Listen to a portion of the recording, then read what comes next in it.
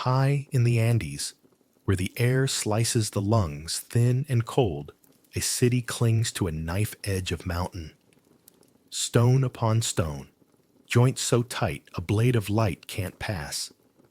It was raised without the wheel, without iron, without a written script, yet it outstares steel and satellites alike. Tourists point cameras and smile. The stones do not smile back. They remember. From the bird's eye sweep, we dive, down through cloud, past terraces combed like the ribs of a sleeping beast, into a room that never sees noon. The door is a mouth, the floor a bruise. Here the world is smell, wet granite, old smoke, the metallic breath of time. My fingers explore a seam where two blocks kiss. Something gritty clicks against the nail. A pale crescent winks from the mortar. Not quartz, not shell. A human tooth. It shouldn't be here, the mind insists. But the body knows this place by older laws. Offering, oath, price, a heartbeat ago. And 5 centuries past, hands pressed living heat to cold stone, whispering to the sun to keep the world turning. The empire called it order. The mountains called it balance. The bones called it debt. You will hear that this city was lost and then found, that it was a summer palace, a sanctuary, a miracle of engineering. All of that may be true. None of it is the whole truth, because a city is not just walls. It is what the walls demand, and this one demanded more than breath. I did not come for postcards. I came to listen for what cannot be photographed. The scrape of sandals at dawn, the hiss of a blade drawn on ritual day, the way joy tastes when it must stand beside fear and not flinch. I came to follow the thread the stones keep hidden in plain sight. What, in the end, was the real cost of this wonder? Hold that question in your mouth like a pebble. We will walk the terraces. We will meet the keepers of gates and the keepers of silence. We will climb to the altar where the sky leans close enough to hear a whisper. Along the way, we will find other small, stubborn truths. A strand of hair fused into plaster, a child's footprint, an accounting knotted in colored cord. They are stitches in a wound the city hid well. Before we're done, we will return to one thing sealed where light seldom reaches, an artifact that turns the map of this place upside down and shows the empire's heart beating on both sides of the blade. It has waited centuries to be understood. It is not the tooth. The tooth is only the door. Come, step across the threshold. Breathe shallow. Listen deep. The past is not behind us. It is underfoot. The first thing the mountain takes is your breath. Not all at once, one molecule at a time. You climb a stone stair that has no end, and the air thins as if someone is turning a dial you can't see. The tongue tastes metal. The pulse climbs just to keep up. Every step is a little bargain. 1 foot forward for a handful of oxygen. Your chest learns the shape of the wind. I press my palm to a block that drinks the sunrise like a slow animal. Frost beads along its edge. The granite is a cold that bites through skin to bone.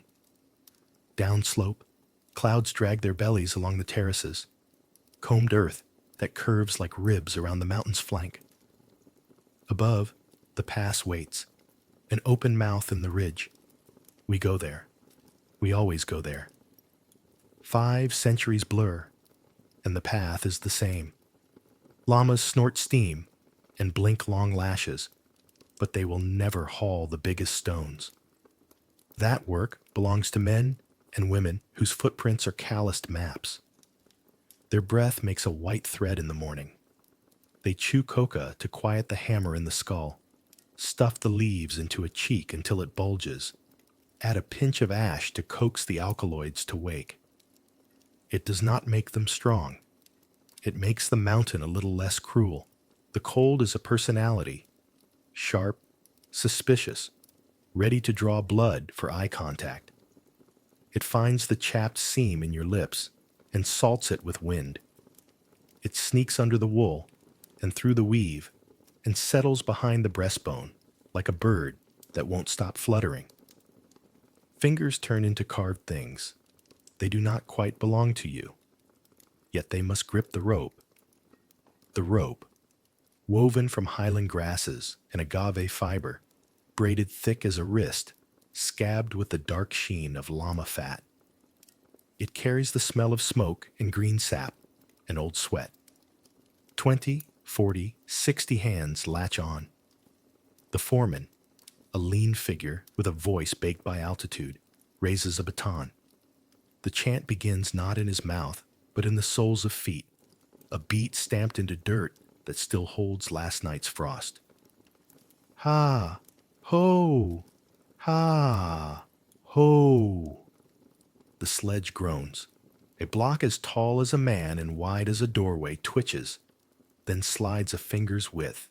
The earth answers with a low complaint, mud and grit seeking new positions under a weight that arguments cannot persuade. The runners, oiled beams peeled from cloud forest trunks, shudder. Splinters whisper along the grain. A boy darts forward with a pot of grease, slaps the fat along the wood, flinches from the cold of the stone the way you would flinch from heat. Ha! Ho! The chant unknots the body, sinks lungs and shoulders, turns 60 people into one animal with a rope for a spine. The mountain watches. Gravity throws its whole vote against you. Your shoulders burn from the inside out, as if someone is holding a coal beneath the skin. Rope fibers bite deeper and leave tattoos that will linger for days. Lines of purple where blood has bled into itself. The skin, a map of effort. The slope tilts a degree steeper. The weight triples. The sledge lurches, slides, stops. A heel skids, a knee goes to earth. Grit tears skin, metallic breath. Get up. The pass crouches closer, but the air thins faster than the path shortens. Headaches bloom behind the eyes. Flowers of pain with too many petals. The oldest worker knows the little tricks. Breathe in as if you're sipping. Breathe out as if you're blowing dust off a sight you love. Keep the mouth closed when you can. The wind will steal moisture from your throat with a miser's speed. Don't look up too often. The horizon will lie.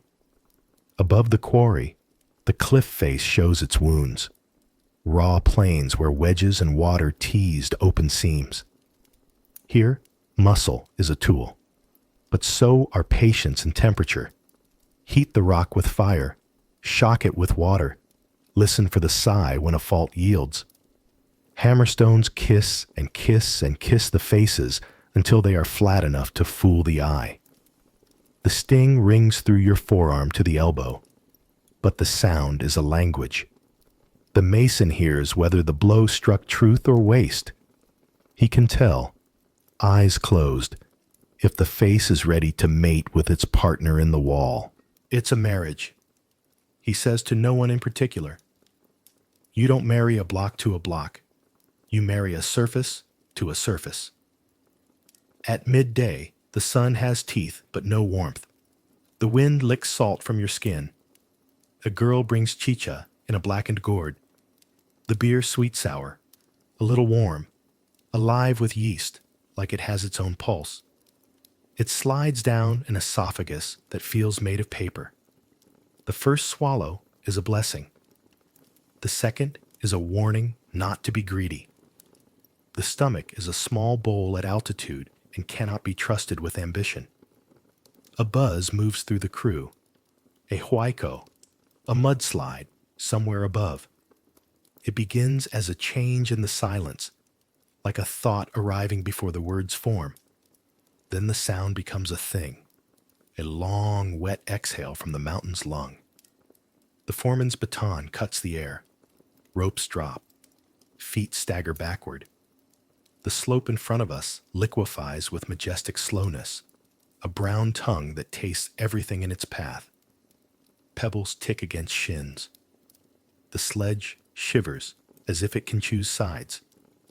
The mud passes, half an arm's length away, leaving behind a new answer to a question we didn't ask. Where does the ground end today? We reset. Hands return to rope. The block squats at a slant that reads as threat in the animal part of the brain. Someone whispers to the stone as if to a child who will listen if spoken to gently. The chant restarts. Blood moves. The mountain tests. Later, long after the pass, the scaffolds. Poles lashed with rope. Planks laid like tongue depressors across the mouth of the cliff. The drop is a statement. The terrace below winks up with its neat edge and its promise of a fall that would end in pieces. The body knows this before the mind can bring dignity to the fear. The masons move sideways along the face, toes seeking those tiny mercies of friction. The block arrives, teased up the ramp, corded with leverage and gravity's grudging consent. It hovers, a moon in transit, held by slings and a swarm of hands. In that closeness between falling and being set, the world narrows to breath and angle. Lower, the master murmurs. Now the corner. Now, listen. Listen. The stone speaks in shivers that pass through rope into wrist into ulna, into the unspectacular bones of the ear. When surfaces marry, a different silence arrives. Rounder, softer, a silence that has weight. The mason's palm reads it like braille. He smiles a little. The wedge comes out, the cord slack. The block has entered its long sleep. Night descends like a black animal with warm breath. The cold tightens its grip. The lungs, already bargaining, start losing deals. Shallow, fast, shallow, fast. Sleep is a stingy host. It gives in slices. Dreams taste of dust and thin air. Somewhere in those hours, a nosebleed comes without drama. A red thread across the upper lip, a copper penny on the tongue. A mat mate reaches across to pinch the bridge gently, passes a wad of woven fiber. No one wastes words. Words cost air. Morning finds the skin cracked in new places. Fingertips split along the whorl lines, little mouths that open with every grip. The cure is both simple and severe. More work to keep them warm. A woman wraps her hands in thin wool, ties the ends with fiber that smells faintly of smoke. She laughs at the way my breath fogs like a foreign animal and hands me a strip of dried meat, salty, tough. Chew until it becomes patience. By the third day at altitude, the heart has learned another rhythm. The first steps still bite, but the bite surprises less. A fullness builds behind the sternum. Not comfort, not exactly, but a truce. The foreman spots this and adds a cruel kindness. The loads get heavier. He knows the alchemy of adaptation and betrays us into strength. We haul again, but now the path narrows along a cut in the slope where the mountain shows its ribs. The rope creaks with a sound like old ships. A man at the rear slips. The rope snaps against his palm and flays skin into a wet glove. He does not cry out.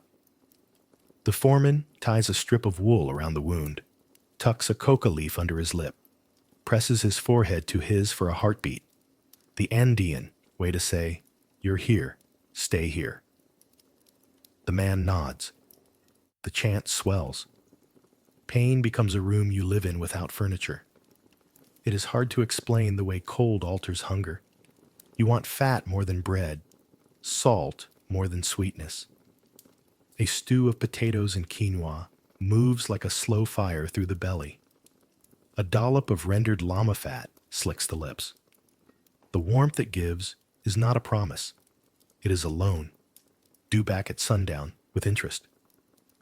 Even bowel movements change, less frequent, harder, a practical hardship when the wind turns every squat into an argument. Bodies are facts here. Modesty is a city habit. In the quarry, an old mason shows me the tools, a hammerstone that fits the palm as if carved by it, a bag of wedges, a length of hardwood for leverage polished by a century of hands. He places my fingers where his arthritic ones refuse to go. Feel the seam, he says. The mountain grew this way. Don't ask it to grow another. I tap, as he taught. Tap, turn, listen, until a hairline opens. A line so fine it seems imagined. Water hisses along it.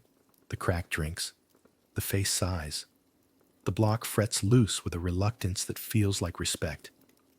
The day the big stone moves from the quarry to the ramp, everything else becomes minor. The team doubles. A runner carries word ahead to clear the path. Children become veterans in an hour, learning the grammar of the rope with blistered hands. A singer with a drum takes position near the front. The rhythm he lays down tells the body what to do without insulting it with instruction. We lean. The mountain replies. The sledge slides with a sound that files nerves.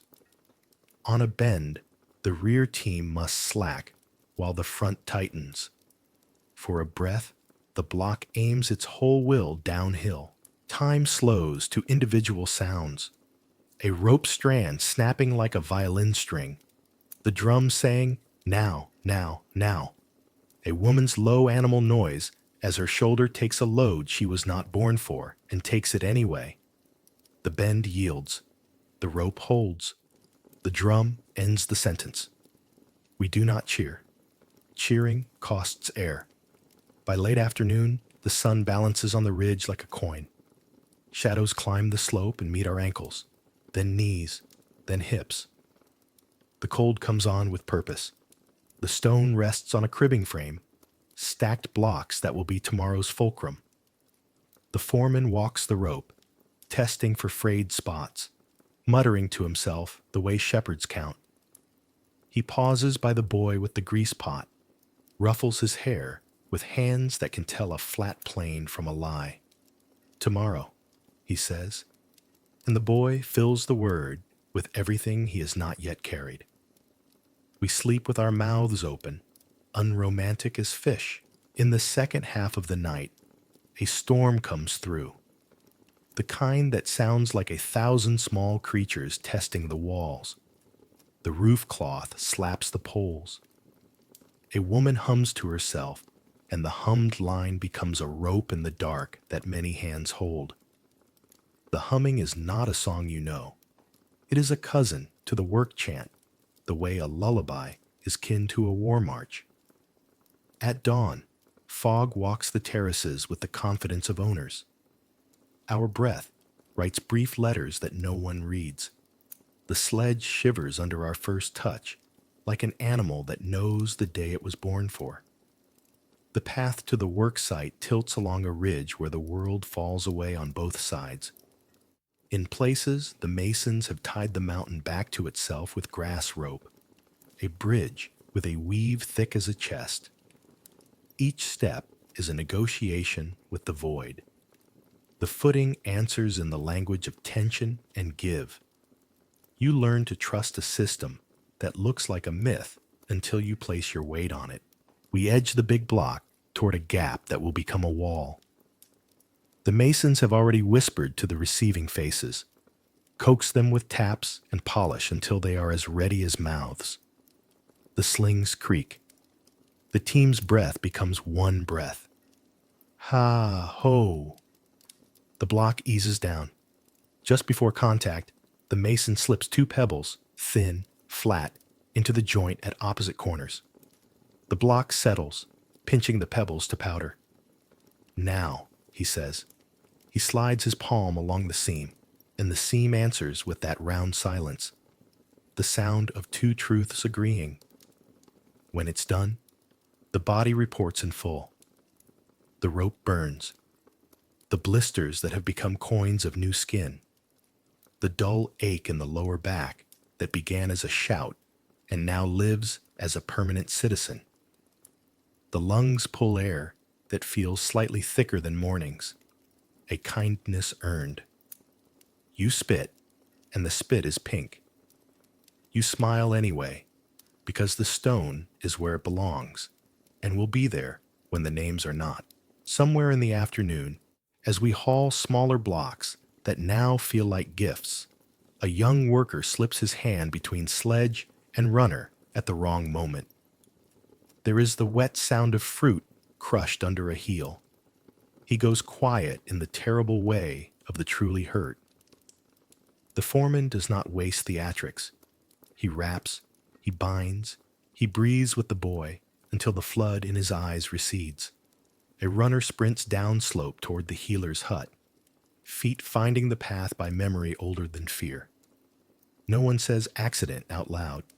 The mountain hears. Toward evening, on a terrace where the wind finds every weakness, a pot of stew makes its slow circle. We dip, we swallow, we pass. The taste is smoke and salt and something green from lower altitudes, a leaf that remembers warmth.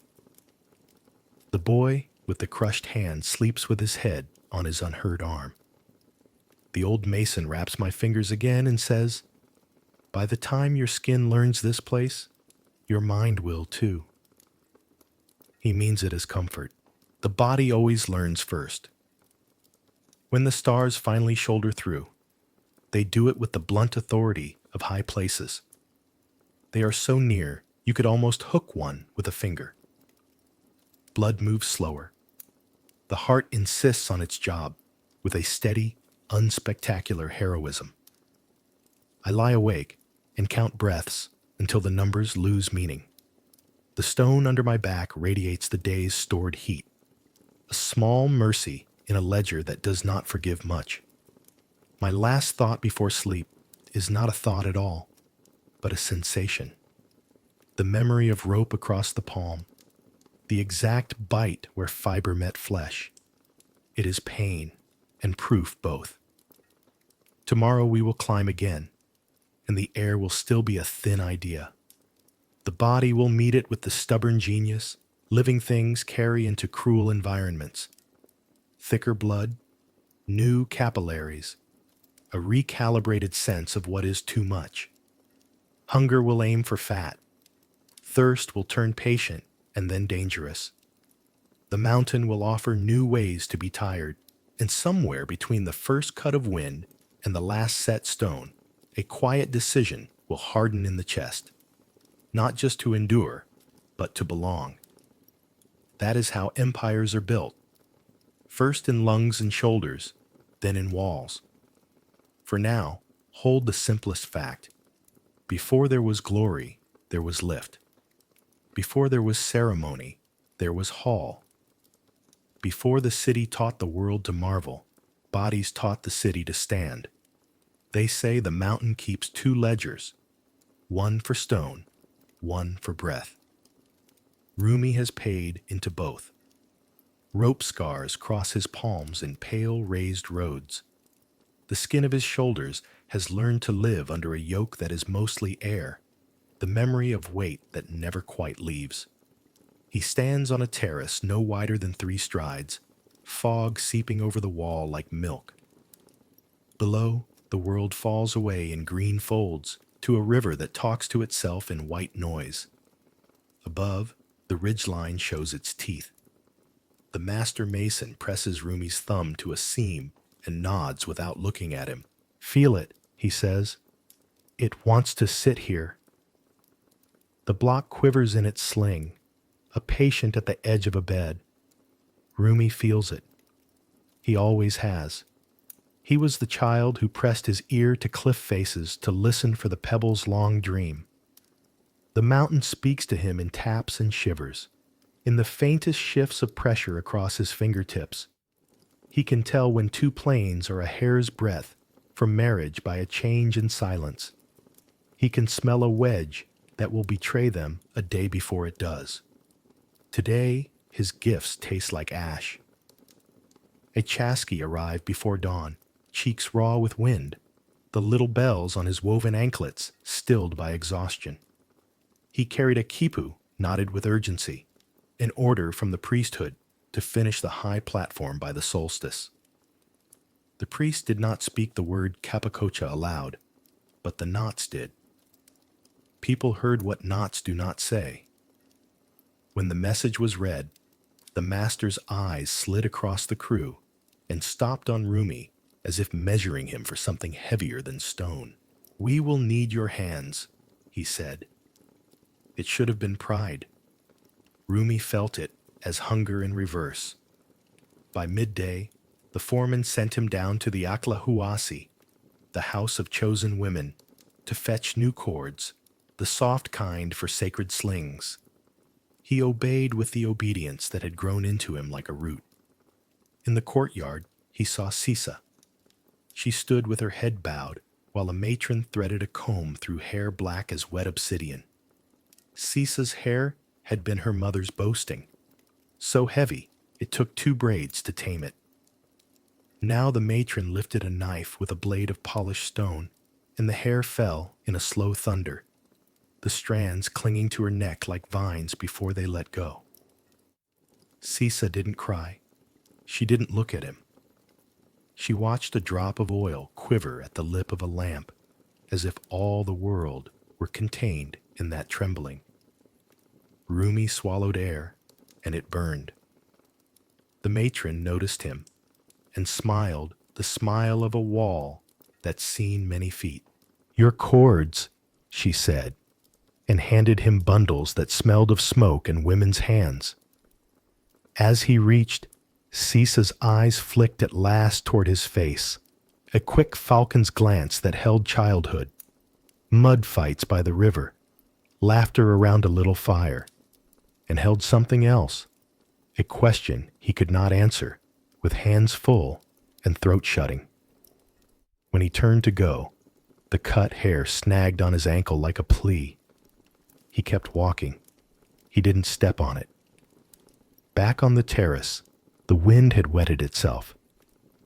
The crew hitched their weight to a block fat as a llama herd. The work chant found its tempo. Rumi's body joined before his mind could refuse.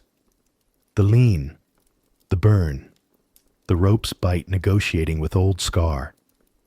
The sledge slithered forward a finger's width. Grit sang beneath runners.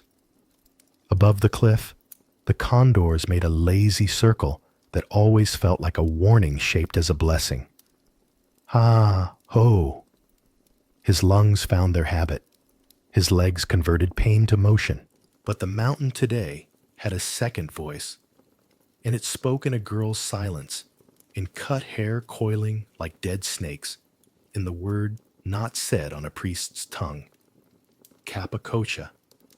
When the block sat, when the wedges came out one by one with that soft sigh, when the master touched the seam and smiled the way he smiled on the day his first child was born, Rumi backed away until the wall pressed its cool against his shoulder blades. He slid down to a crouch and let the stone take his heat. The old mason, Urak, squatted beside him with the groan of wood settling. He chewed coca like a man who has been at altitude so long that he has become part of it. "You've got a stone in the heart," Urak said, not unkindly. Rumi did not answer. "Listen," the old man went on, as if the answer were a tool he could hand across. "No wall stands without something under it. The mountain gave us a place. The people give us hands.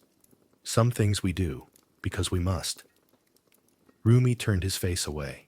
The cut hair had left a smell on his ankle. Oil and something sweet he couldn't name. The smell of a house somewhere down valley where women talked low and the bread was warm. Sisa was chosen because her hands were quick and her eyes were steady and because someone's ledger demanded balance. Some things we do because we must. The phrase put splinters under the skin. That night, the wind wore a different coat, the kind lined with fine sand that finds eyelids and thoughts. Sleep came in slices between gusts. Rumi dreamed Sisa as a child, toes curled over a branch above the river, daring him to jump. In the dream, he shouted, "Wait!" and she laughed, threw her arms wide, and fell backward into a sky that had become water.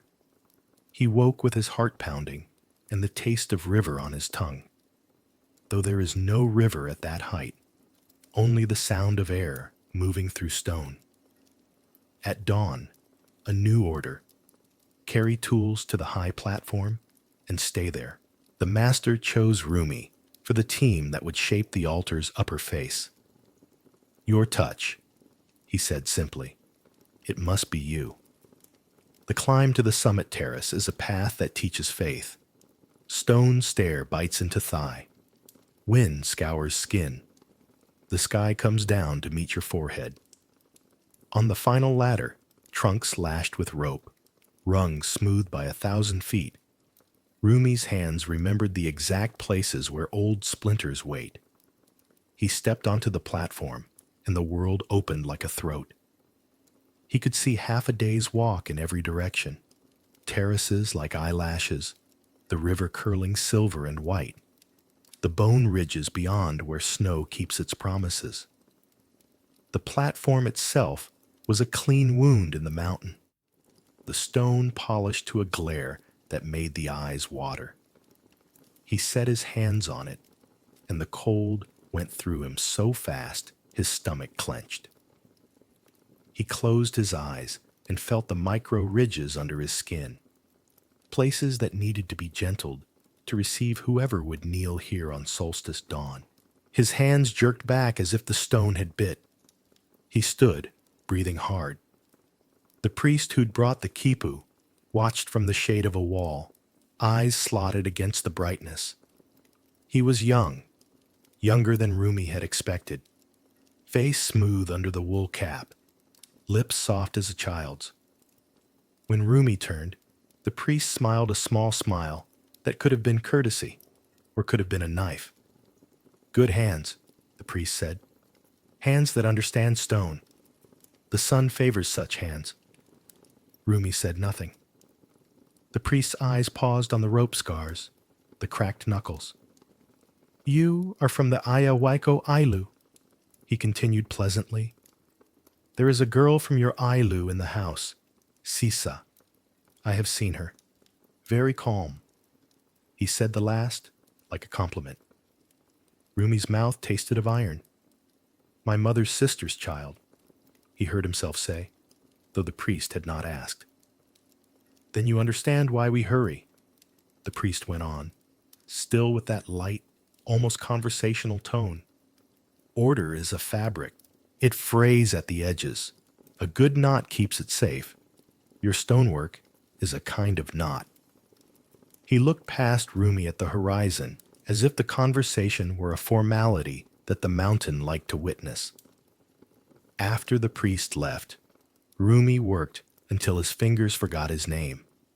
The scraper's song, the powder's fine grit in a palm, the soft bruising of the surface into the softness a knee would press. These were his language. He could lose himself in them the way a man can choose to drown if the water is clean and quiet. But whenever he shaped an edge, he saw a braid snipped in a slow thunder.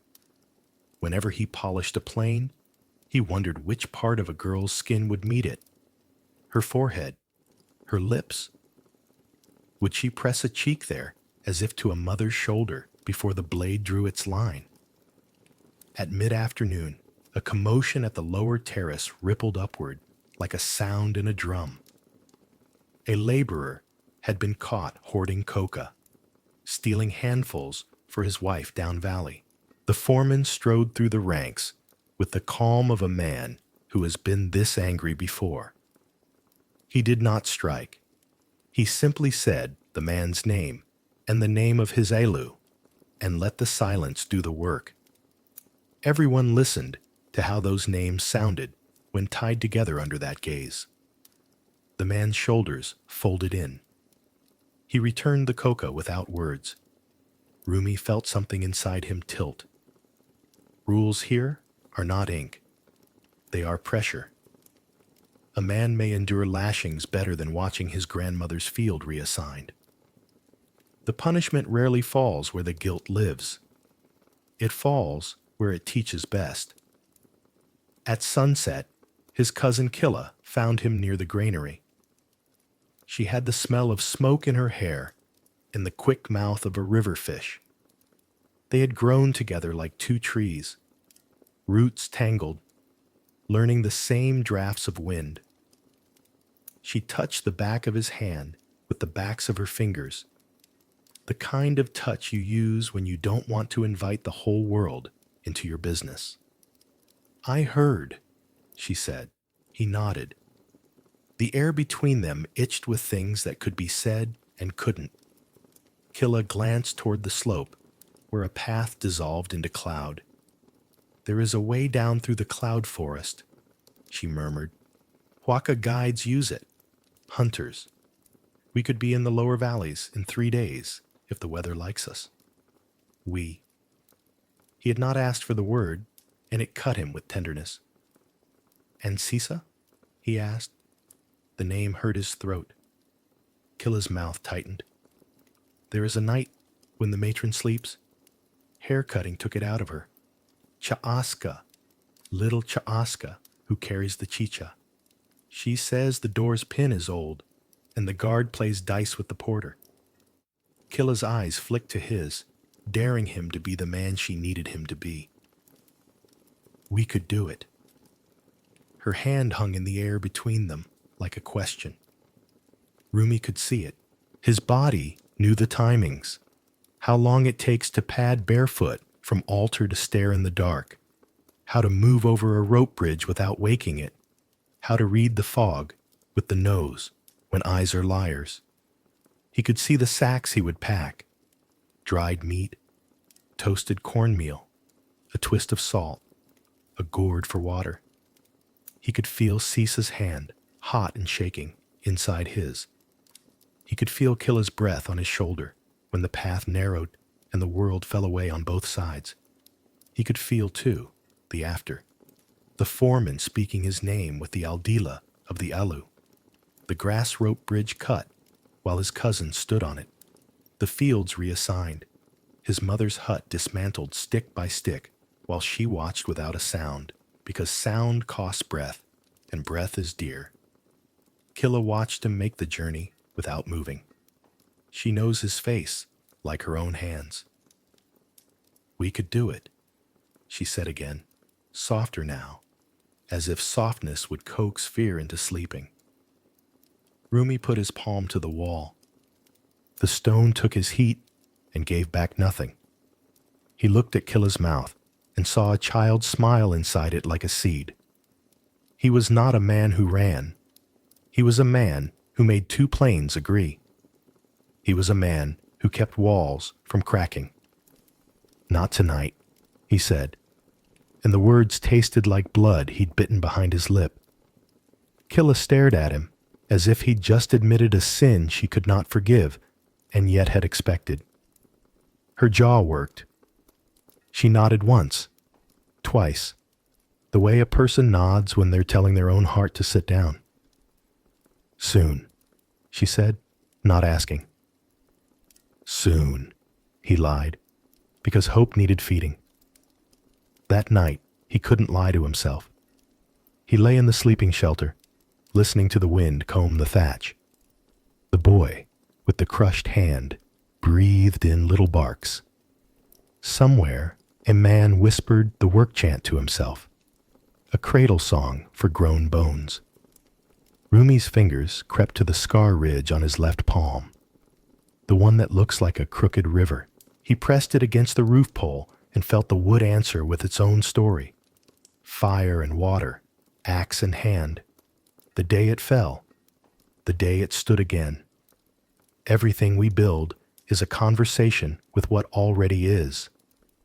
Past midnight, he rose without a sound and walked to the rope bridge at the east. Fog clung low, reluctant to leave the earth. The bridge moved under him like a living animal waking.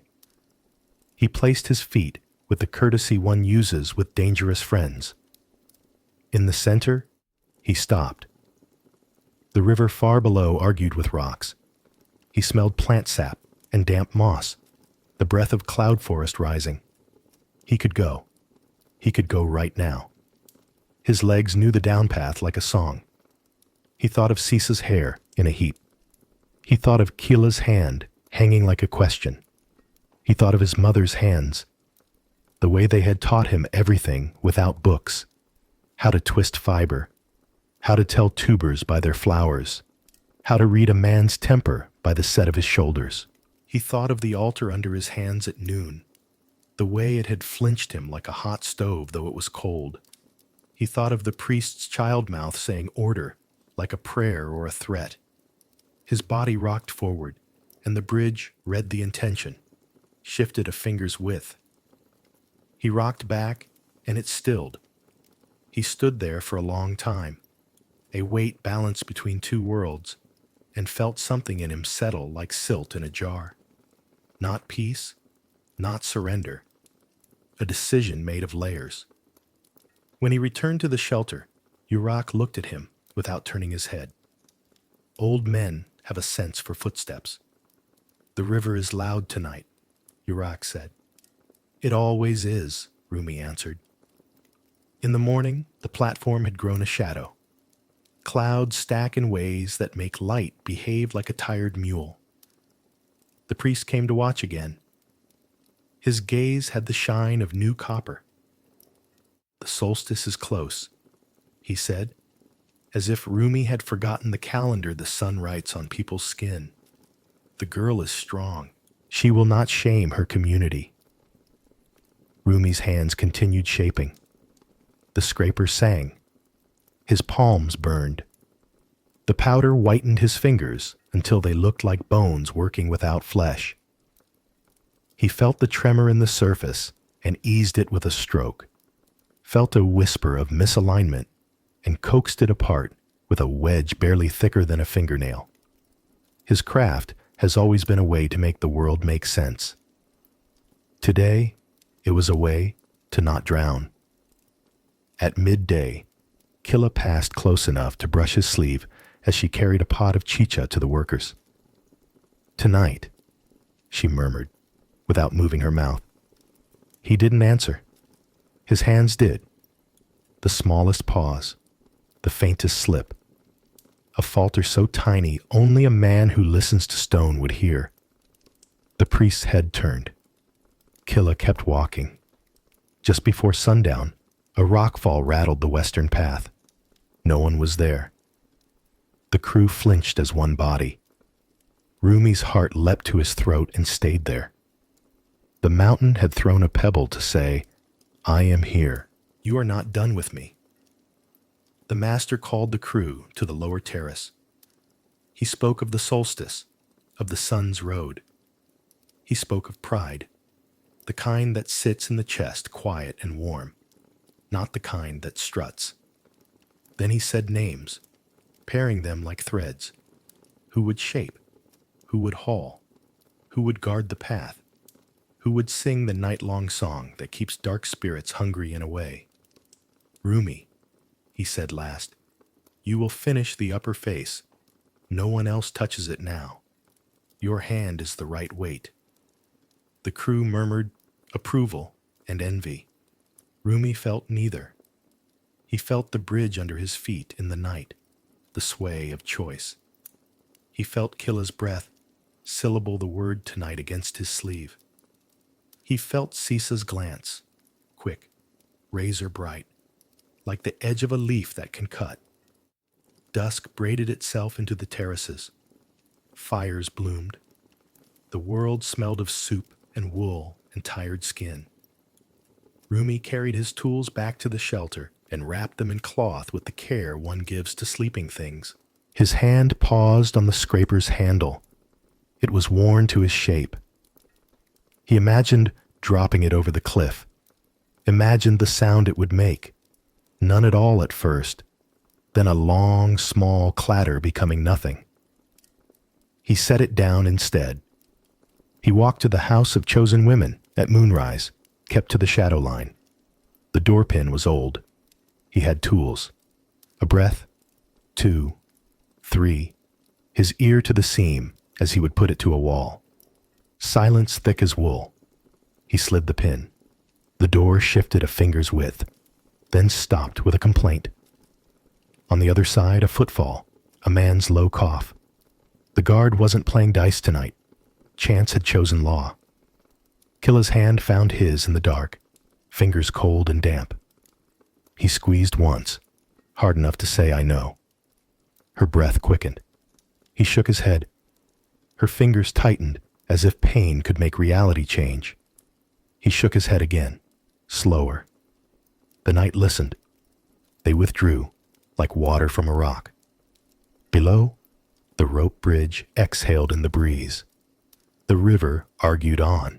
The stars stood at their old addresses.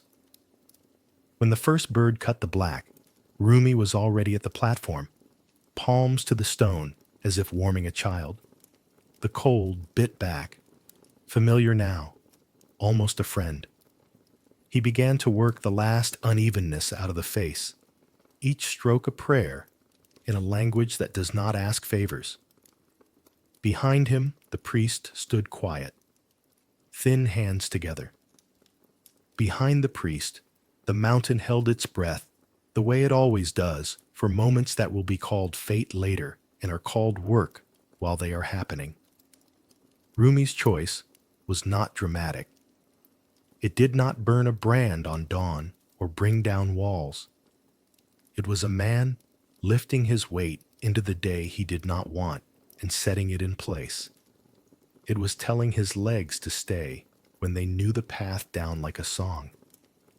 It was a promise made to keep the world from punishing the people who taught him words. It was monstrous and merciful both. The stone under his hands grew warm with friction. Its softness arrived in the surface, there at last, that would not scratch skin. He blew on the powder. It lifted, a ghost, and drifted off the edge of the world. He did not look toward the house. He did not look toward the bridge. He kept his hands in their work, the only honest thing he owned. Inside, he moved the decision one finger's width further. Not today. Not yet. Hold. Sometimes the bravest thing a man does is not run. Sometimes it is. The mountain keeps both ledgers and is patient as time. The solstice would come, and with it a dawn that asks for blood, the way winter asks for wood.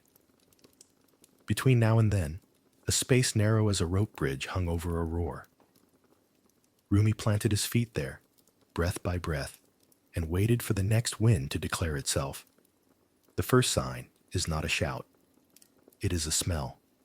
At dawn, the granary above the llama pens exhales a sweet, wrong perfume. Cooked maize, singed straw, the greasy sigh of oil gone to flame. When the century's drum finally speaks, it talks in urgent single beats that make the stomach think of falling. Men run uphill, carrying sloshing jars and wet mantles. The smoke moves sideways along the ridge, tugged by a wind with opinions. Rumi arrives with a line of haulers, eyes stinging, mouth full of ash that tastes faintly of last year's harvest. He and Killa form a chain, passing up water, passing down sacks that have turned black at the edges. The wall nearest the fire snaps and spits like an animal tied too close. A timber gives up with a tired groan. Sparks spin out and die like ideas without allies. When the flames are finally beaten to sullen, the foreman squats in the muck, digs into the ash with a stick, and fishes up what the fire has not eaten. A knot of woven cord, dark with soot, cut at both ends. Killa sees it first. Her eyes go pin tight. "That's not ours," she says, too flat to be surprised. The foreman turns the cord in his hands. The knots are not Inca standard. Their posture is wrong. Their spacing arrogant. Rumi knows the feel. He has held its cousins in the quarry, in the terraces, in the shadow of the Aclahuasi, where girls braid secrets into their hair. Chachapoya, he thinks. The forest people moved here as Mitmak, resettled by decree. Their old valleys traded for stone stair and high cold. The empire calls such moves weaving. The people call them by the names they cry in sleep. By mid-morning, orders arrive, like stones in a sling. Curfew at moonrise. Double watches on the rope bridges. Rations counted by a hand that does not tremble. The priest stands in the plaza with the gentle face of a deer and says soft words that feel like a blade wrapped in cloth. We are one body. The body heals itself. Let us be the body. Killa looks at Rumi over the heads of the crowd, and the anger in her gaze is not wild. It is an iron that has been heated, beaten, cooled, heated again. She is not surprised by curfew. She is surprised it took this long. The first deliberate break comes that night. The irrigation channel feeding the western terraces grows a plug somewhere upstream. Mud packed with clever hands. A twist of woven grass hammered in place with a stone mallet. At dusk, a farmer hears the channel's voice turn sluggish, like a throat with phlegm. By midnight, the water lifts and looks for other allegiances. A section of terrace slumps under its own soaked weight, the neat lip of the wall opening its mouth to chew dirt. No one hears a scream. Walls don't scream. In the morning, there is a bruise, where yesterday there was a cheekbone. Rumi stands at the break with the master mason and Yurak. The master does not curse. He runs his hand along the wound and feels the way a physician feels a pulse. Not the mountain, he says. Men. Which men? Yurak murmurs. The answer travels with the wind. A hiss from the forest. A whisper of soft steps. The smell of wet leaves from a direction that should be stone. The Chachapoya do not love the high sun. They love the green dark, where things climb other things to live, where vines make nets and moisture writes on skin. They walk tilted, like tree dwellers learning the mountain's angles. The empire relocated them here for their craft. Fine weaving, good teeth, steady hands. And because people far from home break more easily to a new pattern, sometimes the warp bites back.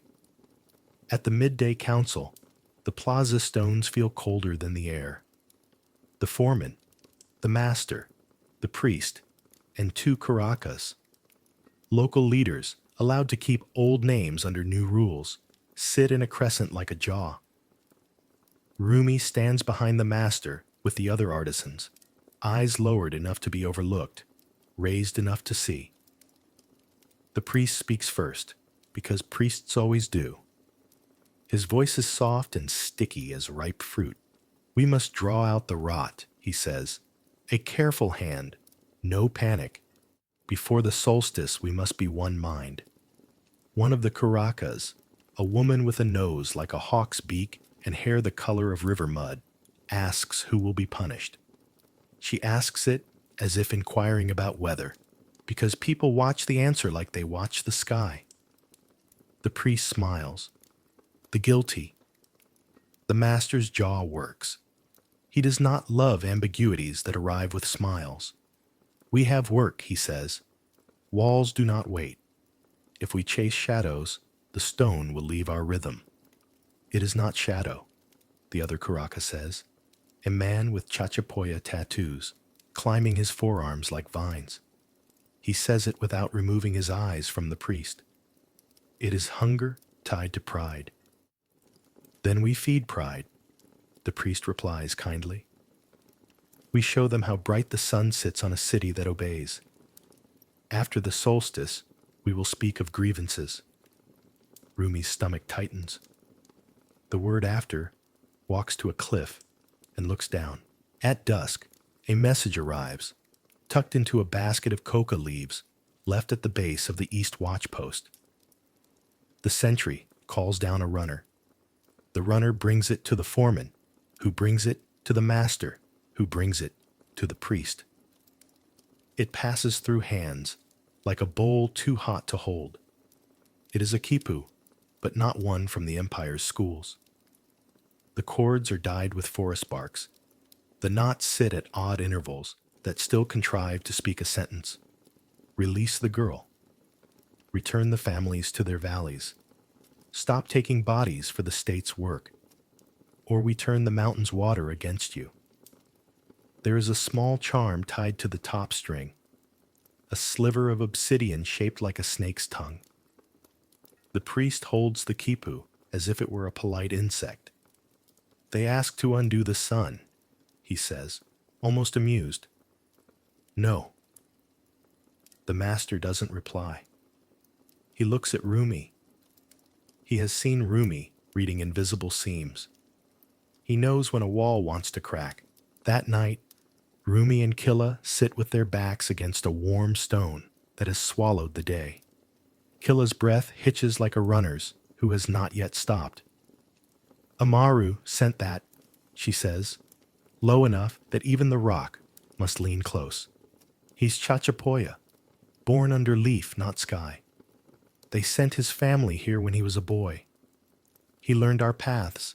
He learned our guards' habits. He learned our weather by the taste of it. He wants Sisa free, and more. He wants the Midda broken for his people. He says he will spare bones and take only breath. Spare bones? Rumi hears the sarcasm in his own mouth and hates it. He imagines water slipping into channels, refusing them, gathering behind dumb stone until dumb stone moves. He imagines terraces slumping in slow, expensive violence. Bones inside walls are spared only the part that screams. Killa leans her head on the stone as if listening to a song it knows. He asked for you. Why me? Rumi says. It isn't a question. Because you hear rock. He doesn't want to break what doesn't need breaking. He wants to scare the empire to the table without leaving a body the sun will demand payment for. He wants you to show him the seams that move without spilling blood.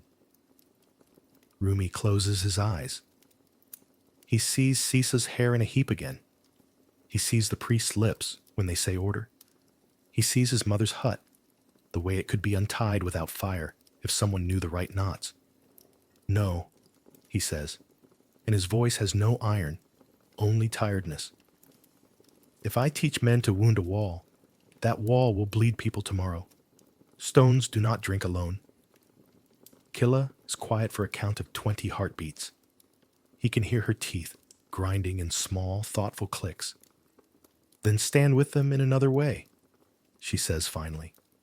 We can't do nothing. The city is a hand closed around our throats. Someone has to pry 2 fingers up. 2 nights later, the rebellion stops being rumor. A watchman disappears from the East Bridge, and in the morning, the woven cables wear a new knot mid-span. A knot that shifts and yields with the step in a way that says, you are on my mercy now. On the lower slope, a storehouse door hangs open like a broken lip. The maze is gone. A guard spear leans against the wall, not as if dropped, but as if placed to be seen. The priest announces a fast. The Kurikas do not bow their heads as far as they did last moon. By afternoon, the forest breathes closer. The Chachapoya move like a rumor along the ridge. 3 here, 2 there, never more than the eye will call a group. They carry slings wound tight around their wrists and knives with stone blades that look like they've been kissed by rivers. When the Empire's soldiers, young men from the high Puna with shoulders like door lintels and eyes used to sharp horizons, form up at the plaza's lip, the forest does not sneer. It simply goes on being itself, rich and layered, a house of 1,000 windows with 1,000 faces behind the screens. The first clash is not blade on blade. It is song. The soldiers sing a road song, the kind that straightens spines and makes feet find the same beat. The forest answers with a bird call that is not a bird call, and then another, a dozen paces away, then two more behind, mapping the soldiers with music. The captain's jaw sets. He orders a charge toward nothing in particular, because men who stand still while being mapped go mad. Halfway to the trees, the ground hums. It is so faint Rumi feels it in his teeth before he hears it. He knows that hum. Water, too eager, moving through a channel that only yesterday did not exist. He scents wet earth, fern, the cool breath of the cloud forest coming out to play. He shouts without thinking, "Back!" The captain glances, annoyed, then hears it too. He flings up an arm. The front line stutters, skids, reforms. A thin sheet of brown joy peels from the slope and skis across the path where they would have been. A mud tongue that licks stones and leaves them laughing at men. The soldiers retreat to the plaza, dignity torn, where pride rubs against luck. The priest lifts a hand and says, "See? The sun warns us," as if the sun had hired saboteurs. The master does not answer. He is counting water with his eyes. By nightfall, a rumor becomes a map. The Chachapoya have taken the eastern watchpost, not by killing, but by stealing its purpose.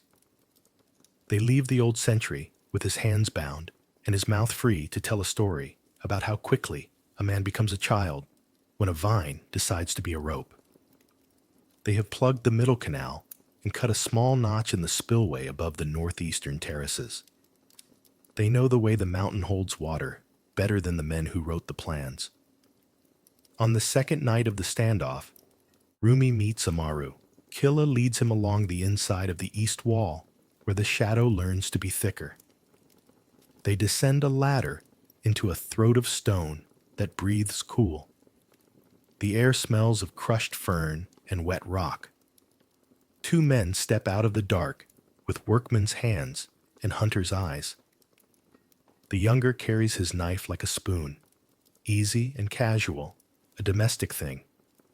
The older wears a cap patterned in green and brown, as if he had woven the forest onto his skull. This is Amaru. He looks at Rumi like a fellow craftsman, not like a tool. "You build," he says, the deep voice of a man used to making people listen. "We take apart. We can do it careless. We would rather not. Show me a seam that lets the city bend but not break. Give us something that scares the priest and leaves your mother's bones sleeping." Rumi's throat works. He likes the directness. He likes the respect. He fears both. "If I show you where to bend," he says, "someone later will choose to snap. The choice will look easy. I will have put the knife in a drawer and pretended no one will open it." Amaru's eyes soften, surprised and not. "You think like a wall." He smiles. "Good. But don't mistake a house for a prison just because the door is closed.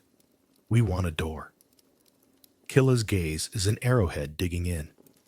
Rumi works his tongue along his teeth until he finds something that isn't fear. "I will not give you cracks," he says. "But I will give you time. Tomorrow, I can make the altar refuse its own ceremony. Not break, refuse. It will look like a bad omen. The priest will stall. That buys us nights to talk." Amaru studies him, as if reading grain in a plank. "How?" "Oil," Rumi says. "A thin smear under the polish. Invisible. At dawn, when cold sweats back to the surface, the kneeler will slide. Not fall. Slide. Enough to worry men who make their houses out of worry." Amaru laughs, a short sound like a wedge tapping home. "You are cruel in a gentle way." "I am trying to be kind in a cruel place," Rumi says, and surprises himself with the truth of it. They agree to meet again, if the plaza does not fill with soldiers. Amaru squeezes Rumi's shoulder as if they have already built a thing together. Bring the priest to talk, he says. We will be the men who catch rain. By morning, the city is a drumhead stretched tight. The priest circles the plaza with little steps, eyes flicking to the east where the bridge sulks, to the north where the sling paths vanish into leaf. Rumi works at the altar with a calm he learned in storms. He oils his scraper with a whisper, polishes the upper face until the stone wears a memory of a lake. He draws from a leaf-wrapped bundle a pinch of llama fat that has been clarified until it is a thought, and he breathes on it to soften it further. And with the heel of his hand, he smears it across the smooth like nothing at all. At the first test, his own fingers slide. It is subtle, like a rumor that has just been born and learned to stand. Good. He polishes again to hide the trick inside the craft. Midday delivers a second quipu, tied to the leg of a clay bird that no one saw arrive. Talk. A single string. A single knot, tied in the way a hand uses when it is shaking and refuses to show it. The priest eyes it, turns away, looks back, does not touch. We will talk, he says to the air, and the air pretends to believe him. The soldiers posture at the plaza's lip. The Chachapoya answer with more not appearing than appearing. A trio of old women walks openly across a terrace with baskets on their heads, as if nothing in the world were happening except dinner. A hawk lands on the lintel of the Aklahuasi and screams a note that makes the hair along the forearm wake. Sisa does not appear. The day feels made of thread pulled too taut. That night the rebels let hunger speak. They do not raid the main storehouses. They go to the little private caches, the clay pots buried under hearths, the bundles of sharky hidden in roof thatch for sickness days. They do not take all. They take enough to leave intention like a footprint. In the morning, the empire's discipline cracks along predictable lines. A woman cries in the plaza. A man shouts at the wrong person. Two boys swing fists and miss, and then cry themselves. The priest scolds the weather with a prayer. The Kurakas speak quietly to their own, and their own stop listening to the priest as if a string has been cut between those ears and that mouth. At dusk, the two sides agree to meet at the eastern bridge under truce. The bridge breathes underfoot like a living thing invited to witness, but not to argue. On one side stand the captain, the foreman, the master, and the priest, soft hands folded, hard hands behind backs. On the other, Amaru, with two elders and a girl who cannot be more than 12, but carries herself like a question with a blade in it. Killa hovers in the shadow line, half a step behind Rumi. Amaru speaks first. Return the girl, he says simply. Return our families. Ease the midda, so our old people die at home with their names in their mouths. The priest tilts his head like a bird weighing a seed. We are all families of the sun, he says. The solstice is upon us. We cannot insult the year's first breath with selfishness. After the ceremony, no, Amaru says, and the word is a stone dropped into a well. You ask us to wait for the river after you build the dam. The captain shifts, insulted by tone or facts. The master's hand brushes his arm, a wedge placed gently where anger meets action. Rumi watches the cords where they wrap the bridge's handrails. He knows where the tension sits. He knows how little slack exists between talking and fighting. We have already shown you we can make water foolish, Amaru says. We can make earth clumsy too. We can fold a terrace enough to scare your grandchildren. We do not want that. But we are tired of being the spoon that stirs your pot. The priest's smile loses one of its teeth. Threats are not arguments. Neither are knives hidden in prayers, Amaru answers. Between them, the bridge breathes. In that breath, a boy slips the knot on a bundle behind Amaru's legs. Peppers spill and rattle across the planks. A small thing. A loud clatter. The captain startles. A soldier shifts. The bridge yields. The little girl's sandal catches. The world tilts all at once. Rumi moves before thought. His knee hits plank. His palm meets rope. His other hand snags the child's wrist as half her body falls through the bridge's own mouth. She weighs less than a sack of maize. She weighs more than the empire. The rope burns his palm into old scars. The girl makes a sound like a bird hitting a window. Shock, not pain. Amaru's hand closes on her braid. The foreman leans into the rope with his whole small, tough body. For a breath, enemies share one animal. The bridge, the child, the gravity that does not care about names. She comes up. She comes up. Silence stands on the planks with them. The priest finds his voice first and wastes it on prayer. Amaru looks at Rumi with something like gratitude and something like warning. Both are true. The captain clears his throat. Truce holds, he says, surprised to hear himself say it. They step back to their sides. No one mentions the peppers. No one mentions how quickly the bridge can decide it is tired of people. The meeting ends with nothing decided and everything moved. The priest announces he will consider the spirit of what was said and will seek a sign from the sun. Everyone hears the translation. We stall. We look strong while we stall. Amaru says they will send one more quipu, and then they will let water speak in complete sentences. The master says nothing out loud. To Rumi he says, later, how slippery is your altar? Slippery enough to frighten a man who believes in signs, Rumi answers. Good, the master says. And in that single word lives every conflict of a loyal man who has lived long enough to doubt piety and love stone. 2 hours before dawn, a runner finds Rumi with a bundle pushed under the door flap of the sleeping shelter. Inside, a quipu with only 3 knots and a bit of blue-dyed cord he has never seen here before. He fingers the knots, lets his skin read what his eyes cannot.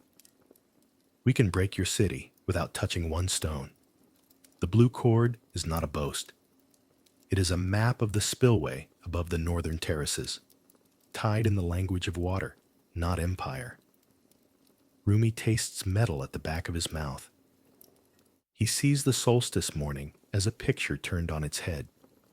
The altar that slides, the priest who blanches, the people who murmur, the water above, waiting in a patient dark bowl for a small human gesture that will make it leap.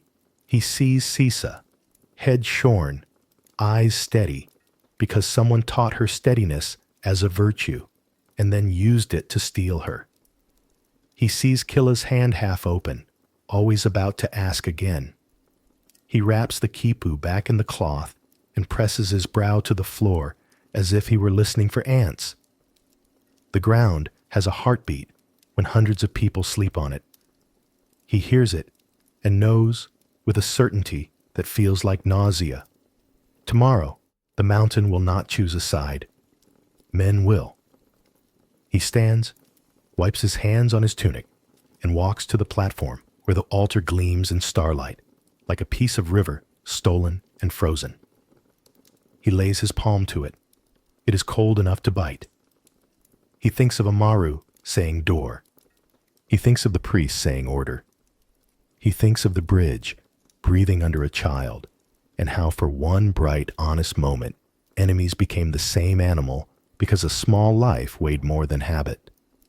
On the far ridge, a hawk screams once, a torn sound that hangs in the dark. Rumi's breath makes a short cloud. The city holds its own breath, waiting for the first edge of light. Somewhere above, behind carefully placed stone, water counts itself like a man counting coins. The knot that will make it foolish or faithful lies under someone's hand right now. Perhaps a guard's, perhaps a rebel's, perhaps his. The uprising is no longer a rumor wearing leaves. It is a choice wearing human skin. And dawn, with its old habit of making decisions look holy, is almost here. The news does not arrive on a horse. It arrives on blistered feet. Just after moonset, a chasqui staggers into the tambo below the ridge, hands on knees, spit thread slim, chest whistling like a reed flute with a crack. His anklets carry bells for ceremony, but they have been bound with cloth, so they make no sound. The keeper of the tambo pours water that tastes of stone and smoke down his throat. The runner does not sit. He pulls a quipu from under his tunic, a snarl of cords tied with a precision that looks like anger, and presses it to the keeper's hands as if it were hot. By sunrise, the quipu has crossed 10 courtyards and 100 eyes. In the plaza, the priest holds it like a sacred snake. The cords are dyed severe, funerary black, storm gray, and a blue not made from any plant we grow at this altitude. The knots read like a cough. Cajamarca. Atahualpa taken by bearded men. Thundersticks.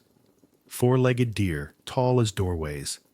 Men of the lowlands walk at their side. Temple fire not feared. The knot that names the Inca is tied tight enough to deform the cord. No one says the date aloud, but Rumi hears it in his teeth. The capture sits weeks behind the quipu's retold breath. News lags. It grows like moss on stone. Slow, covering, changing the surface in ways the eye does not admit until there is a different color, where once there was the old one. The priest closes his eyes in the way a man does when he is searching for an expression that will survive history. The master mason does not close his eyes. He reads the knots again, with a thumb hardened by stone, and gives a short, involuntary exhale that could be a laugh if it weren't so small. Yurok, old as good tools, chews coca and watches the crowd's breath turn into a single fog. Bearded men? Someone says too fast, laughing to sand down the burr of fear. There are bearded men in the high puna in winter. Goats wear them. The laugh doesn't travel. Killa's face has no laughter in it. Amaru stands at the plaza's shadow edge, hair bound at the nape, expression flat the way a blade looks when light lies to it. He has seen quipas. He has sent them. He trusts them like he trusts bridges, more than he trusts priests. In the afternoon, a second quipu arrives, this one tied by a hand that is steadier, angrier, more educated in the empire's ledger language. Ransom demanded. Rooms filled with gold and silver. The Inca treated like a man who must be convinced he is not a god. Men of steel. Dogs the size of small llamas. Illness walking ahead like a messenger without legs. There is a small knot twisted oddly, a scribe's private curse for the benefit of the next reader. Huascar, dead on a road that once knew his scent. Civil war delivered as punctuation. The plaza swallows quiet. In the house of chosen women, Sisa's shaved head shows blue under skin. In the barracks, the young soldiers who have never seen war beyond practice put saliva in their mouths and find it tastes of the coin metal the quipu mentioned, even though none of them have touched that kind of shine. At dusk, the priest finds his sermon. The sun places masks on faces to test hearts. He tells a story about strangers who came during the reign of a king long gone and found the mountain old and unimpressed. He speaks in cotton and offers no rope. Rumi carries his fear like a bull that sloshes if he walks too quickly. He knows stone and the speed it can change. Glacial, storm, a single bad wedge. He knows people too. Glacial, storm, one rumor. He watches the master watch the edges of walls as if expecting them to lean in to listen. Night brings a colder rumor. A boy from the lower terraces arrives with a cough that rattles like pebbles in a gourd. His mother's face glistens with a fever sheen that looks like honest sweat until it does not. In the morning, her skin shows seeds of red that will become volcanoes by afternoon. Smallpox has no kipu. It writes itself on people. The old women mutter prayers to houses and goat skulls because the gods of empire have offices and queues and requirements, and sickness does not wait. Rumi remembers the boy with his crushed hand and wants to put the world under a wet cloth. The day after, the first artifact arrives more solid than a knot, a piece of black stone that is not stone, light for its size, cold even under sun. The soldier who brings it does not know the words. He calls it a shoe for a deer, the four-hooved animal taller than a man. He says the creature's smell is like lightning and animal oil. He says the men on its backs put one leg on either side as if straddling a woman and become two animals at once. Their feet live off the ground, he says, amazed and insulted. The foreman snorts. Men who do not touch earth think they can float. His mouth moves around the word float, as if tasting something rotten and admiring it. Killa holds the black shoe, sniffs it, presses it to Rumi's palm, so the cold can argue with him. A world where the ground refuses men, she says softly. We trained for the wrong enemy. Amaru says nothing, but his eyes have left the plaza and are reading the paths upslope, down valley, across ridge. Chachapoya memory has its own maps. Fog roads, vine ladders, gullies that are doors if you know which fern to touch. By noon, the guard posts are doubled. By afternoon, tripled. The captain divides his men by hometowns. Ayarmaka here, Anta there, because men fight hardest when the sound of their place name is thrown as a spear. He details patrols to the rope bridges, but he cannot guard the water. Water has no loyalty to uniforms. Amaru knows it. Rumi knows it. The priest says the sun owns rivers, and so by extension, priests do too. The river laughs until it finds rocks. Then it stops laughing and does work. Rumi finishes the altar's face and leaves his thin smear of fat where chill and dawn will find it. He wraps his tools and sits with his back to a wall that has kept secrets longer than men keep promises. Killa comes without sound and sits beside him as if they had planned it. They talk without moving their mouths. If the strangers come, the city is a table. Who sits where? Who eats? Who is eaten? He is about to say, we are not on the menu. We are the plate when a low thunder rolls sideways across the terraces. The sound is wrong. The sky is too blue for storm. The earth answers too quickly. Another boom follows, closer, with a metal aftertaste. Even through the wall, Rumi feels the vibration travel through stone into bone. Thundersticks, Killa says, naming the knot in the cord. The patrol returning from the East Ridge brings stories assembled from overbalanced eyes.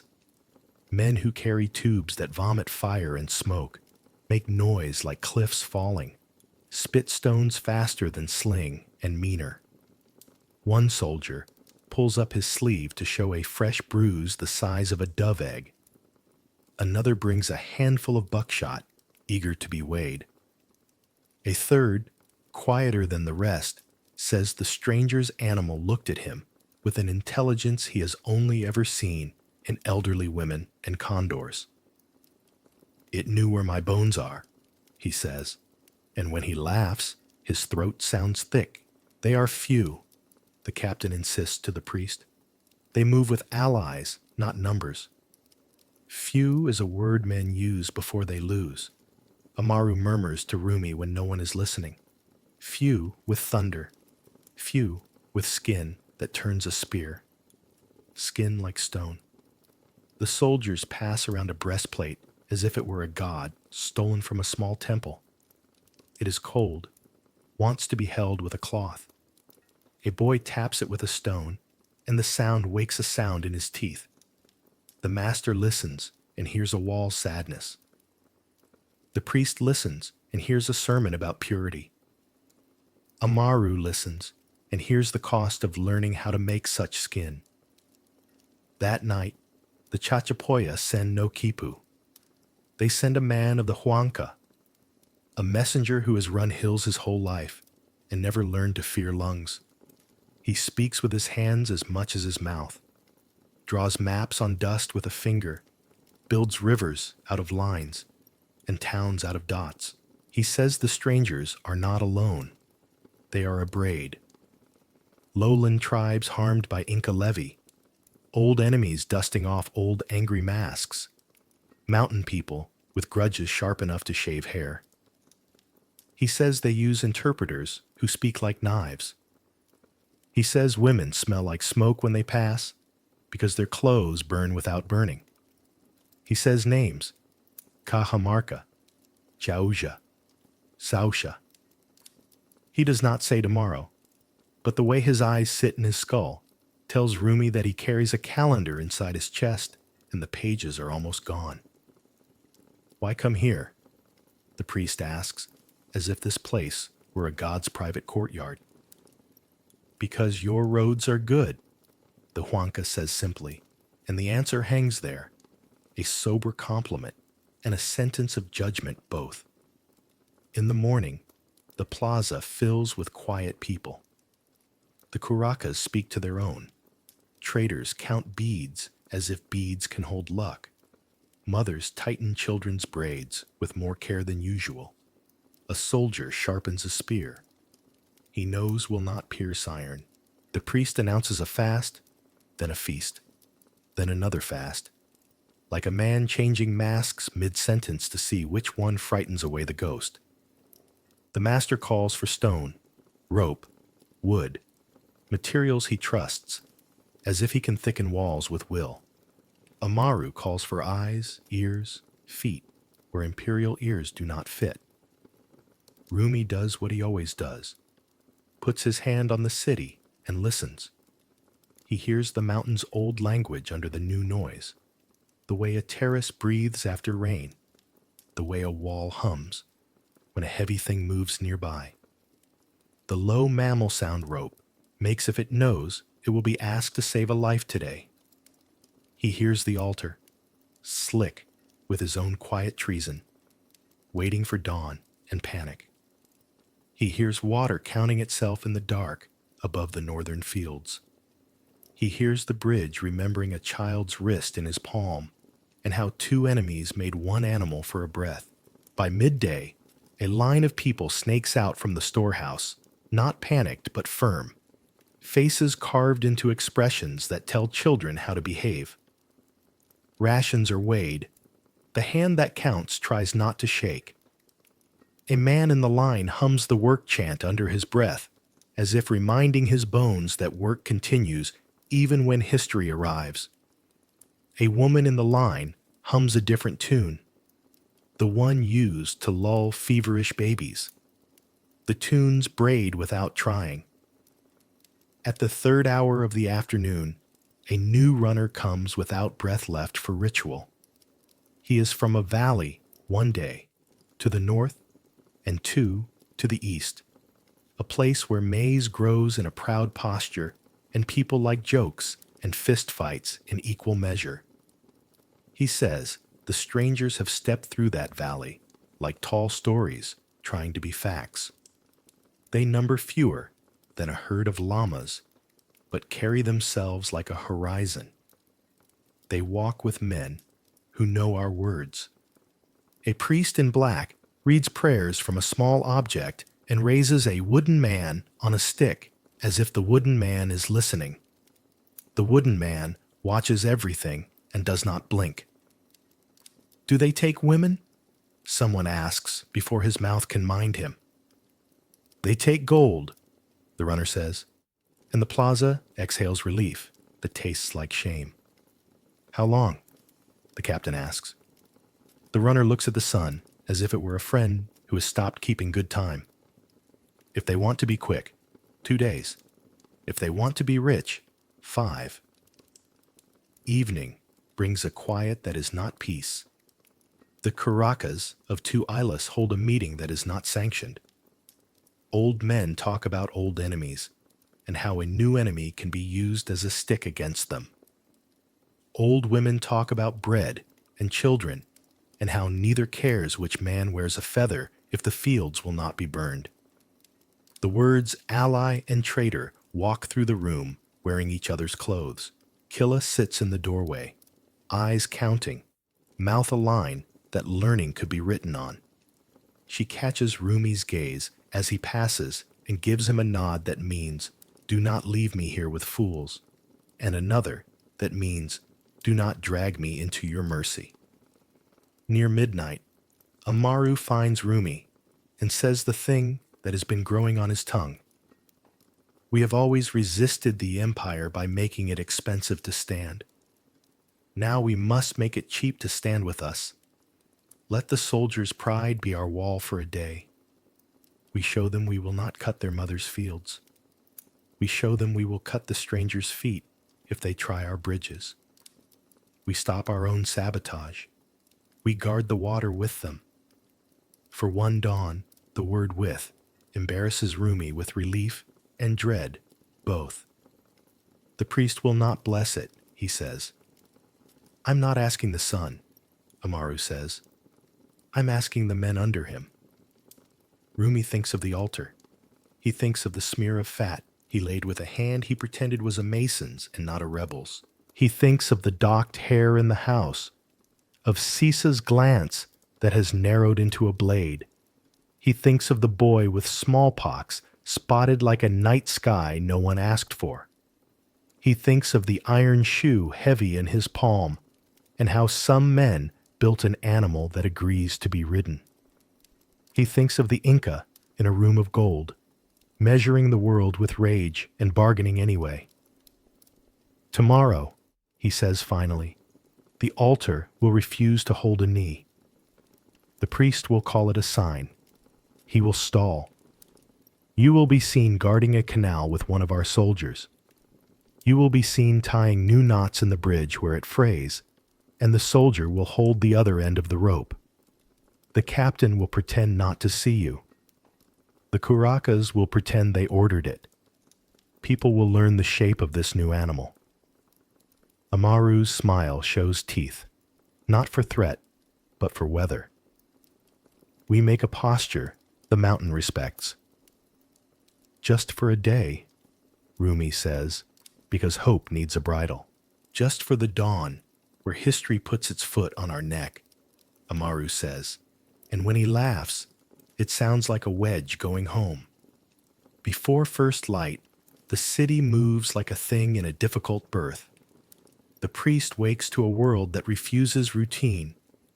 The altar slick as a lie, a kneeler who slides and gasps instead of praying. A murmur in the crowd he cannot ride like a horse. He lifts his hands to the sun and finds the sun not yet arrived, and 1,000 eyes on his fingers. On the northern canal, Amaru stands with a soldier from the high Puna, each with a pole to clear debris. They do not speak. They do not need to. Mud obeys the same physics for enemies and friends. On the eastern bridge, Killa ties a new brace while a guard holds the plank steady.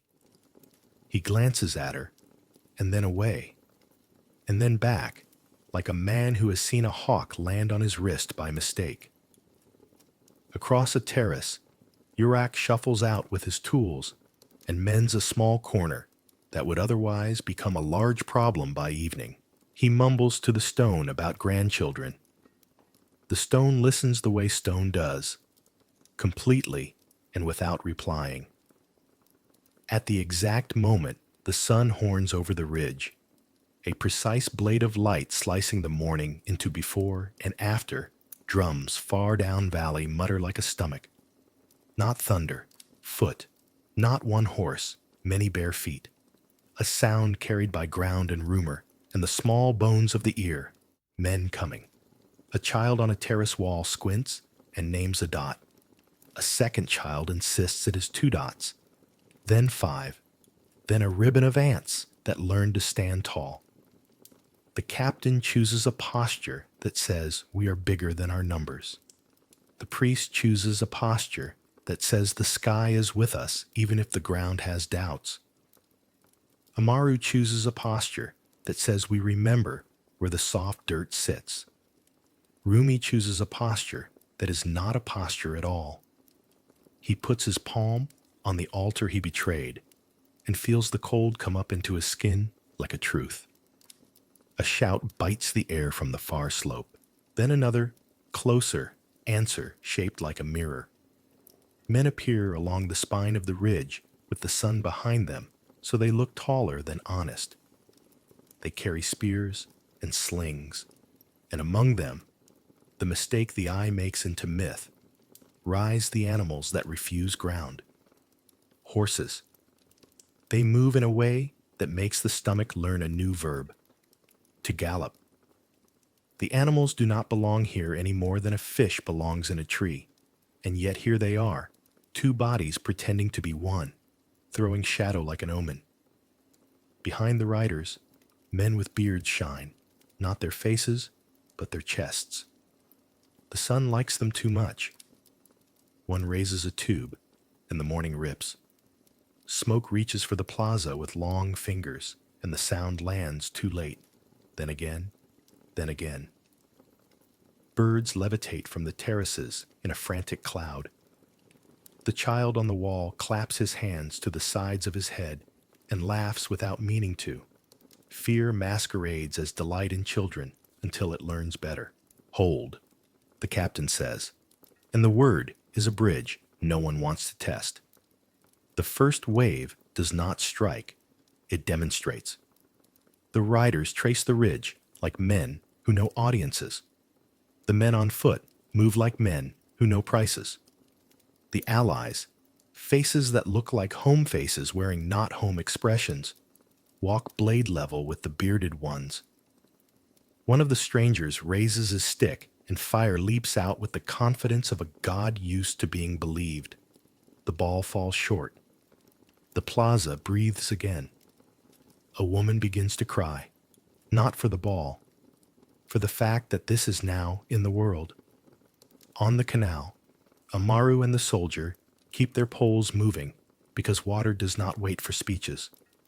On the bridge, Killa finishes her knot and bites the end with teeth that have cut cleaner things. In the house, Sisa kneels, because kneeling is what a body does when men decide their gods want watching. On the platform, the priest steps toward the altar, skids a fraction, blanches, and finds a better word for the crowd than he had devised in the night. A sign, he says, and his voice is strong not because he believes it, but because he is good at his job. We will not begin, not today. Rumi's palm cools. The fat smear did its work. 1,000 hearts revise their beat in one breath. Not today. The mountain hears the revision and adjusts the price of everything. The riders pause as if surprised that fear didn't crack the city in half. The bearded men talk in a language that sounds like stones shaken in a metal bowl. One laughs. One point. One makes a sign of a cross on his chest as if drawing a gate there. The allies talk too, in words Rumi's ears understand, but his stomach rejects. The line curls, unfurls, stops again. History has arrived on the ridge and is checking its pack for the right tool. The city does not yet know if it will be carved or spared, enlisted or erased. The canal runs. The bridge holds. The altar refuses. The priest stalls and pretends it is piety. The captain counts spears and lies to himself convincingly. The curacas sharpen loyalty like a knife they may need to sell tomorrow. Amaru stands in mud that has learned his weight and chooses not to look at Rumi because looking would say too much. Killa looks straight out, unblinking, like a woman who has learned that staring at a hawk teaches it manners. The sound of hooves climbs the slope like a calendar. The first fly lands on Rumi's cheek, and he does not brush it away. He is listening. The stone under his palm hums a frequency only work hears. In that hum, he imagines the sealed thing in the room where light seldom goes, the artifact promised to us from the first moment. The tooth door that is not a tooth, the truth that is not a sermon. It waits. The city waits. The ridge waits. And the sun, methodical as ever, clears the mountain's shoulder and shows everyone exactly what they are made of. The question arrives in work clothes. At first light, the master sets a wedge on Rumi's palm, the way a father sets a blade on a son's, with tenderness sharpened by fear. If the strangers take the east spine, he says, voice pitched for ears that know when not to hear, we throw the cliff. This wedge and 3 sisters like her. 1 strike each. The path goes to rubble. It will bury whoever is on it. Rumi turns the wedge over. It is a simple thing. Hardwood black with use. The head greased until it shines like a lie. And it weighs more than its size wants you to expect. He can feel the seam it belongs to, as if the wedge hums for its home. He pictures the east spine, narrow as a moral argument, with a queue of bodies on it. Scouts, allies, a boy carrying a drum he doesn't deserve. He sees Killa there because she is everywhere a risk hides. It will bury our own, Rumi says.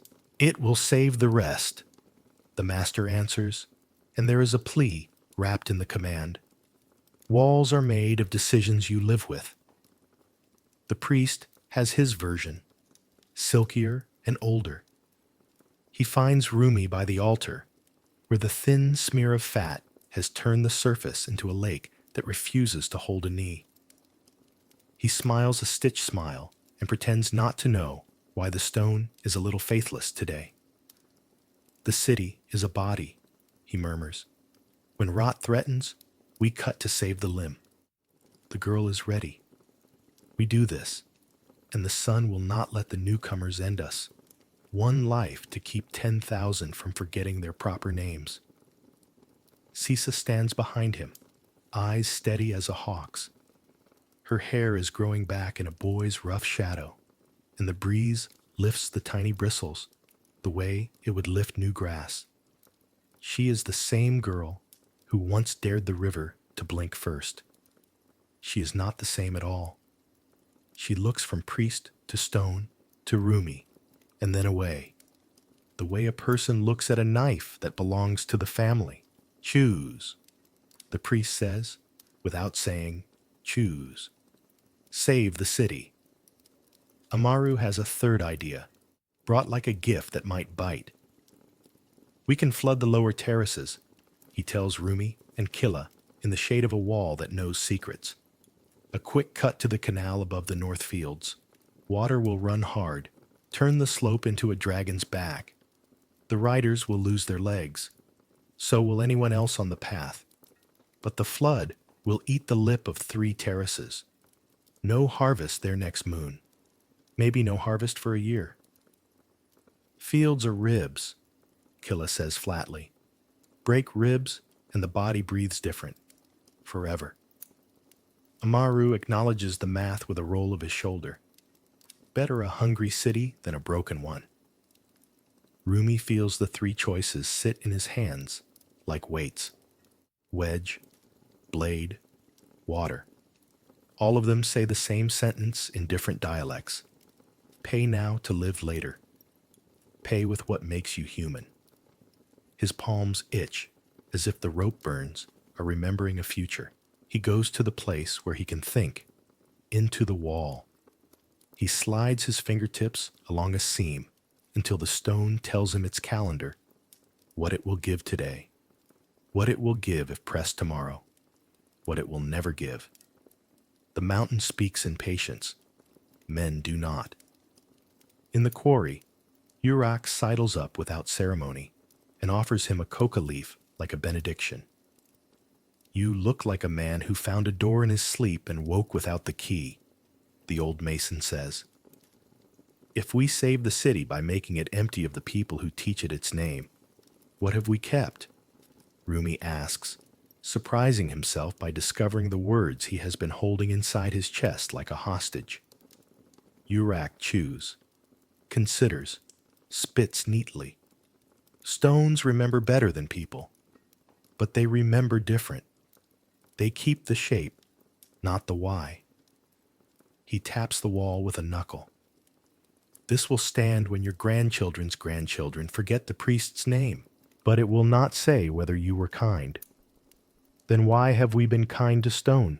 Rumi asks.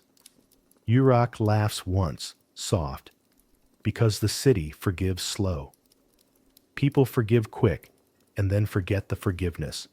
Stone is honest about what it demands.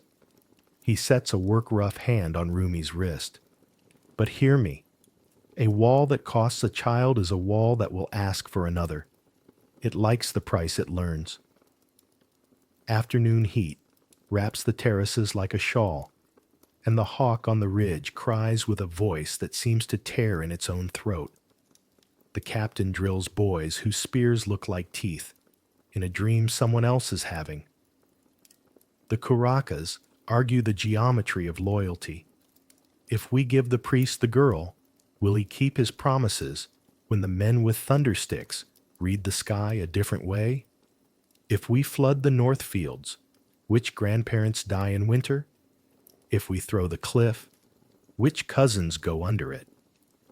The questions wear breath masks and pass for morality as long as no one uses the word murder. Rumi finds Sisa alone in the courtyard of the Aklahuasi. A bowl of water sits by her knees. Her reflection sits in it like a second, quieter person. He kneels and feels his joints sing complaint. The smell of oil and incense grinds against his stomach, against the smell of rope and stone that has become his blood. I can make the altar refuse all day, he says. It is not enough, and he hears it. I can make it refuse tomorrow too. The priest will call it a sign both ways and never admit he has no language for you. Sisa touches the water with one fingertip and watches the circle go out and kiss the bowl. When I was little, she says, I used to press my ear to my mother's chest and hear the drum. I thought the drum was the world. I did not know the world would ask to borrow it. She looks at him then, not as a cousin, but as a man whose hands are a bridge between stone and body. If the city needs me to die to live, maybe it is the wrong city. The sentence is quiet and disloyal and holy. He wants to say, I will take you away, but his mouth knows the debt to the people the city holds hostage by love. He thinks of his mother's hut, of the old men who teach children where the medicinal herbs hide, of the boys who carry water and stories. Leaving is not escape, it is subtraction. He is too much a mason to believe in subtraction as solution. Also, truth like a pebble in a shoe. He is afraid. Do not give me a noble death to make your fear useful, Sisa says, reading his face with the unsparing skill of someone who has been practicing survival against men's kindness. Find me a day that breathes, If the city wants to breathe with me gone, let it suffocate. Evening rolls in with a dust of gnats that find eyes and faiths. The priest lights lamps, and the oil smoke writes prayers on the inside of everyone's nose. The master paces the east spine with the wedge plan in his mouth like a cud he cannot swallow. Amaru squats by the northern canal and listens to water the way Rumi listens to stone. Killa strips a rope with a knife and braids it back stronger. Her hands do not tremble. Her jaw does. Darkness does what darkness always does. Presses truths out of people as if they were seeds. The captain comes to Rumi with a soldier's version of the question. If I tell boys to die on the bridge so the city stands, am I their commander or the mountain's butcher? His voice cracks on the last word. A boy's voice stealing a man's duty. Rumi does not answer. His tongue is a stone. The captain nods as if silence were wisdom and walks away, knowing less than he hoped and exactly what there is to know. Then the storm that is not weather arrives. Messengers with lungs like braided rope and eyes like pebbles in a creek, reflecting whatever leans over them.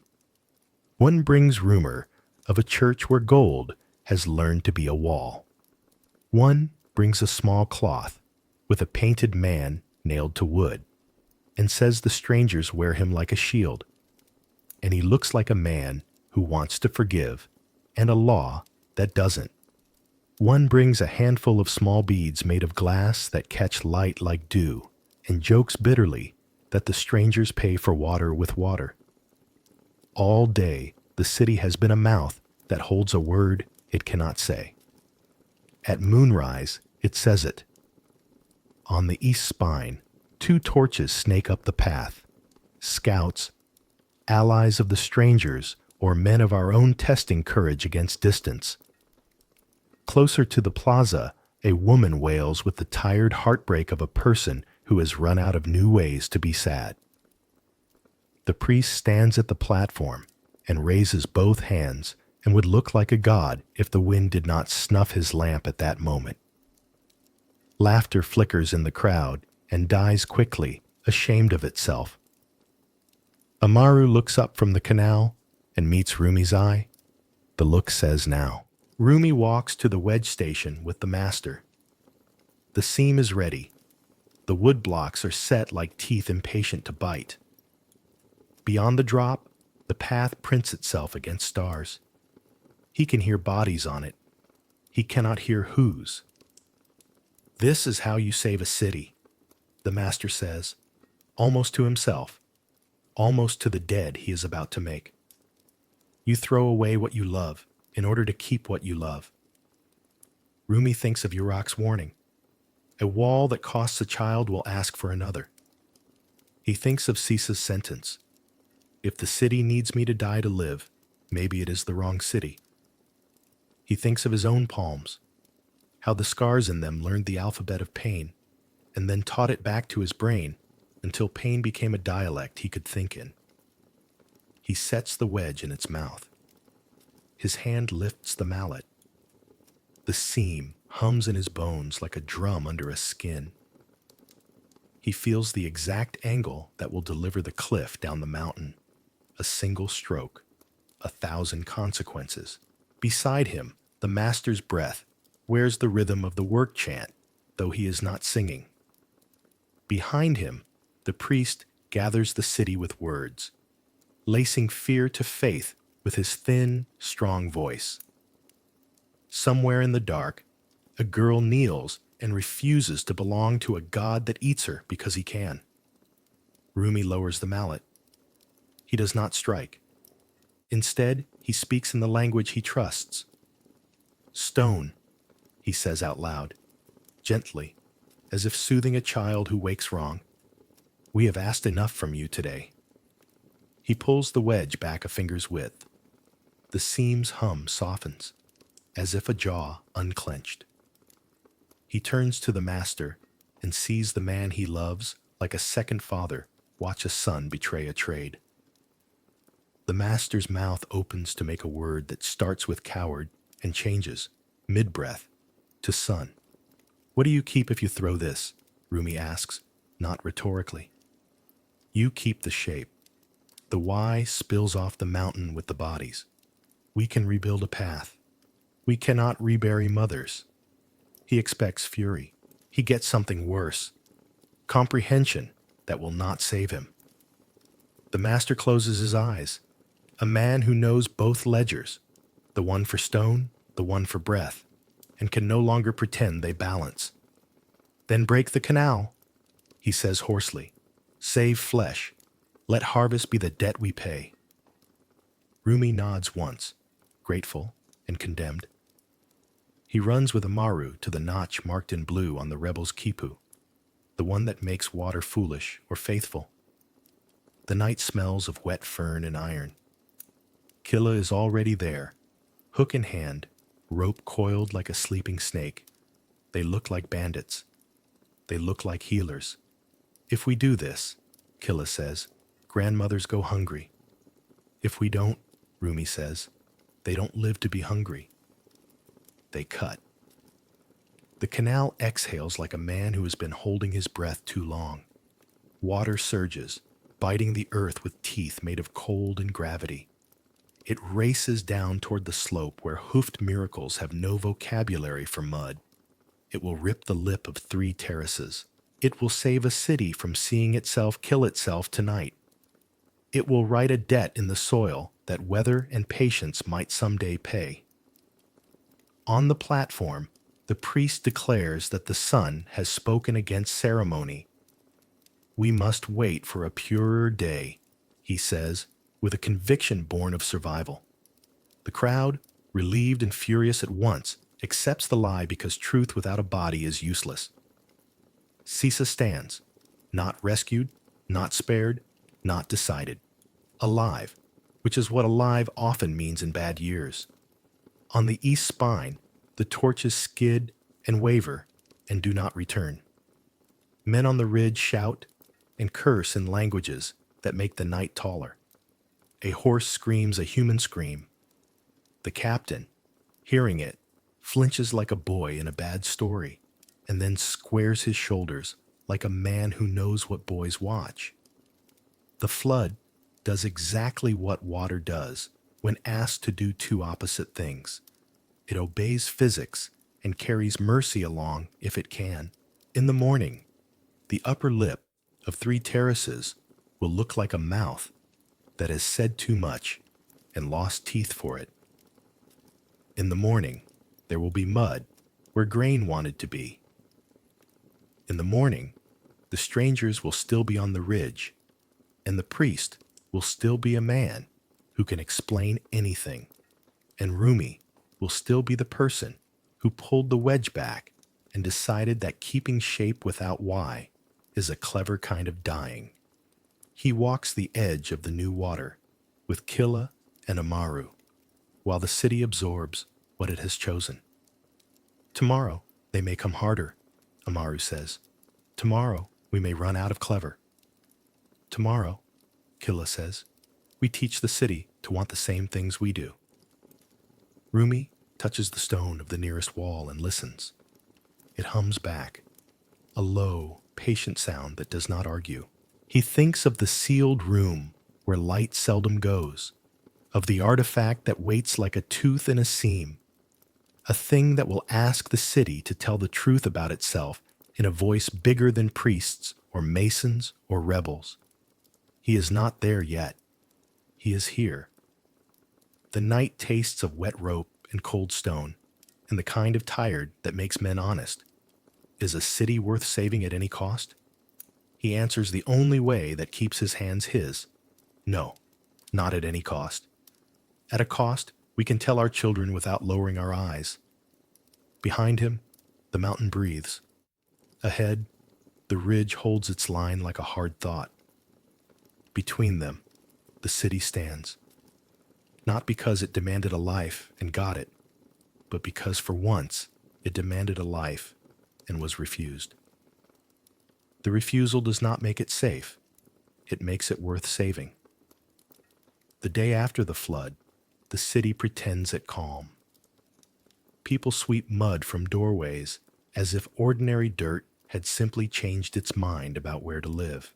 The priest walks the plaza with a lamp in one hand and a voice in the other, blessing the stones as if blessing could mend a seam. The master sets Rumi on a quiet task meant to keep good hands busy and out of trouble. The solar shrine's inner wall, he says. A hairline you can't see with eyes. Listen it straight. The shrine is a room that has learned to keep its own weather. Outside, wind. Inside, a hush thick as wool. The door jamb kisses the shoulder as you pass, as if measuring who comes in. The air smells of oil, old smoke, and the sweet medicinal bite of resin. Rumi lays his palm to the wall and feels the familiar grammar of stone return his touch. Wait. The slight concavity where bodies have leaned. The long, slow breath of a mass that changes only for reasons. He taps, turns, listens. On the third pass, a different note, a hollowness shy as a deer, answers from behind a block that looks like it was born where it sits. He slides his fingers along the mortar seam. The city taught him its locks a long time ago. The city forgot to change them. A wedge of hardwood, a breath held, a twist. The block does not move. The block agrees to the idea of moving. When it yields, it does so by the width of a fingernail, then the width of doubt. Cold air breathes out. With it comes the smell of old animal fat and something sweeter beneath, a ghost of cochineal and corn beer, ritual in long storage. Inside the niche, wrapped in a darkened strip of llama hide, a bundle waits. Rumi's thumb sinks into wax at the knot, resin flakes in a fine yellow snow. He thinks of the boy who sealed it, and of how certain that boy must have been that his own hands would open it someday. He thinks, too, of the tooth he once found, gritted into a wall seam, the way the city hid truth, as if truth were a small animal that survived best in darkness. The bundle opens like a mouth. Inside, cords. A quipu, but not the tidy market kind that count maize and fleece. The main cord is the color of old smoke. From it hang dozens of pendants in severe dyes. Funerary black, drought yellow, a blue the mountain does not grow, a white that isn't pure so much as bone. Knots nest in disciplined families. Some cords carry feather tufts tied near the top, soft, precise flags. Others have tiny chips of spondylus threaded on, the shell that comes from far sea and pretends to be blood. Rumi knows numbers the way a mason knows plumb, by feel, by the way a thing sits in the hand. He has read quota quipus at the quarry, ration quipus in the granary. He has tied little private cords for his mother to track favors and debts that breath cannot keep straight. This is not those. But numbers are numbers. They announce themselves even when dressed for ceremony. Units low, tens higher, hundreds with gravity. A cluster of long knots under a black pendant makes his skin go cold in a way that has nothing to do with air. He lays the quipu across his knees and lets his fingers walk it in the dark under his cloak, the way trained readers do when eyes must not be trusted. Here, a run of tens that drags the cord down. There, a sequence the empire's accountants use to mark years. At intervals, a double knot he has seen only on tribute ledgers, the sign for lives, not llamas. The feather tufts begin to read as categories if he lets sorrow stand in for ink. White for children, yellow for drought years, blue for sky events, eclipse, comet, things that make men think gods are blinking. Red cords thread in now and then like veins. War, famine, plague. Under each, numbers multiplied until knots blur into rope. His hands keep moving. They find a pendant braided of two thinner cords, twisted together, marked with two white tufts. Twins. Under it, the neat cruelty of a sum. He moves on. He finds a pendant, tipped with a small sprig of woven hair, the signal used in household kippas to mean chosen from this house. He looks for the house's name knots and finds them, tied in a hand he does not know and will never meet. The knot grammar is not a prayer, it is an inventory. The inventory is not of things. It is of days when breath left bodies on purpose. He becomes aware, slowly, that the pendants are organized by place, not provinces, places in this city. A cluster tied off with a square knot he has only ever seen on building ledgers. A little tag of bark stitched at the top with two incised triangles, the glyph the shrine masons use among themselves for the sun's altar. Beneath it, numbers that do not belong to new stone or fresh mortar.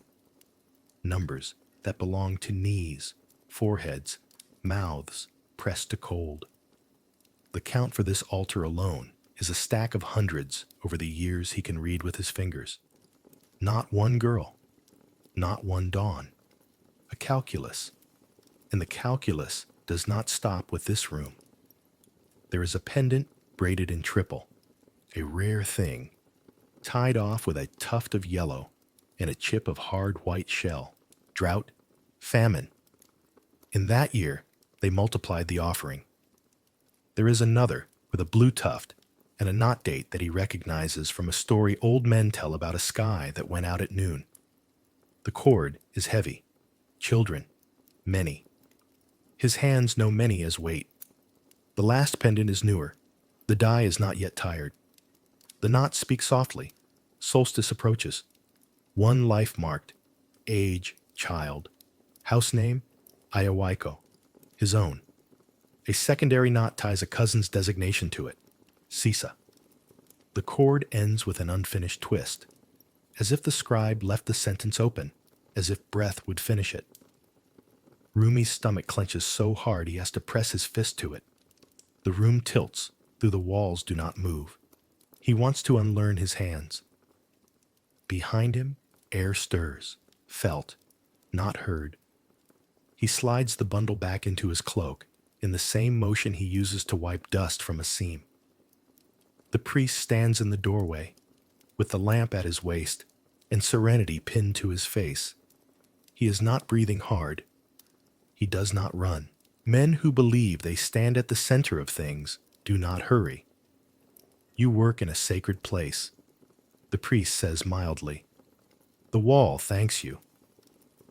Rumi keeps his eyes on the block and nods. He can feel the quipu against his ribs like a second outlaw heart. The lamp's flame paints the priest's chin gold. The light makes his lips look younger than his words. For a long time, neither man moves. Outside, a hawk throws its torn cry against the silence until the silence holds. You are a loyal son, the priest says at last, of your Ailu, of the state, of the sun.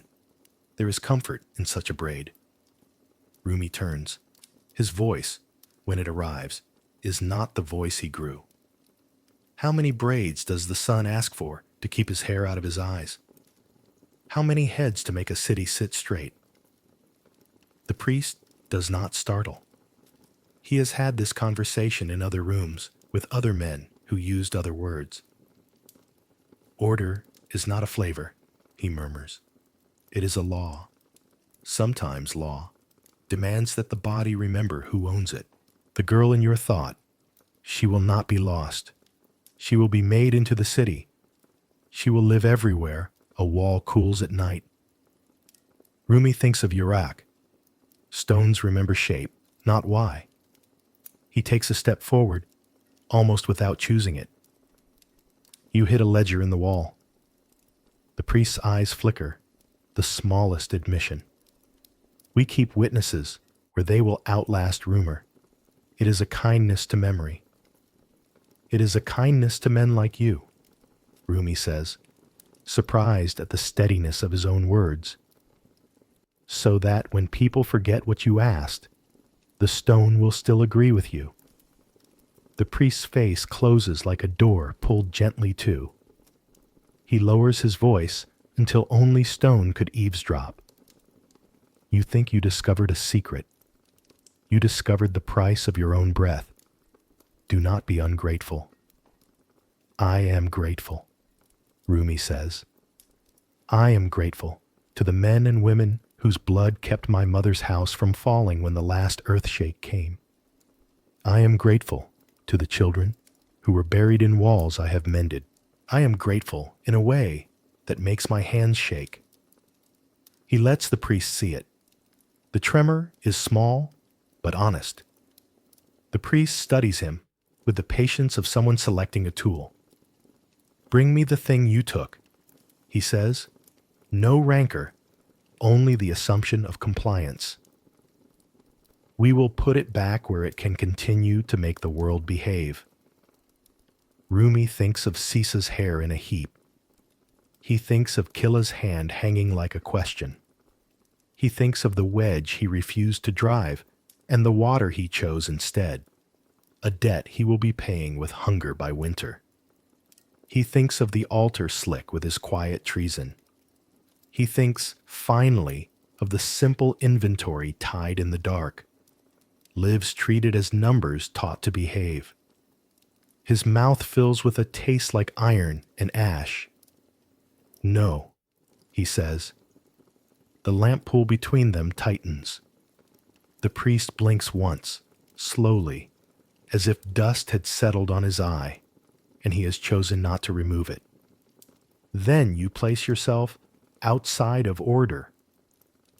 I place myself back inside my own body, Rumi answers, and hears the sentence as betrayal and birth both. He leaves before the priest decides which mask to put on for punishment. He moves with the easy blasphemy of a man who knows every seam in the city.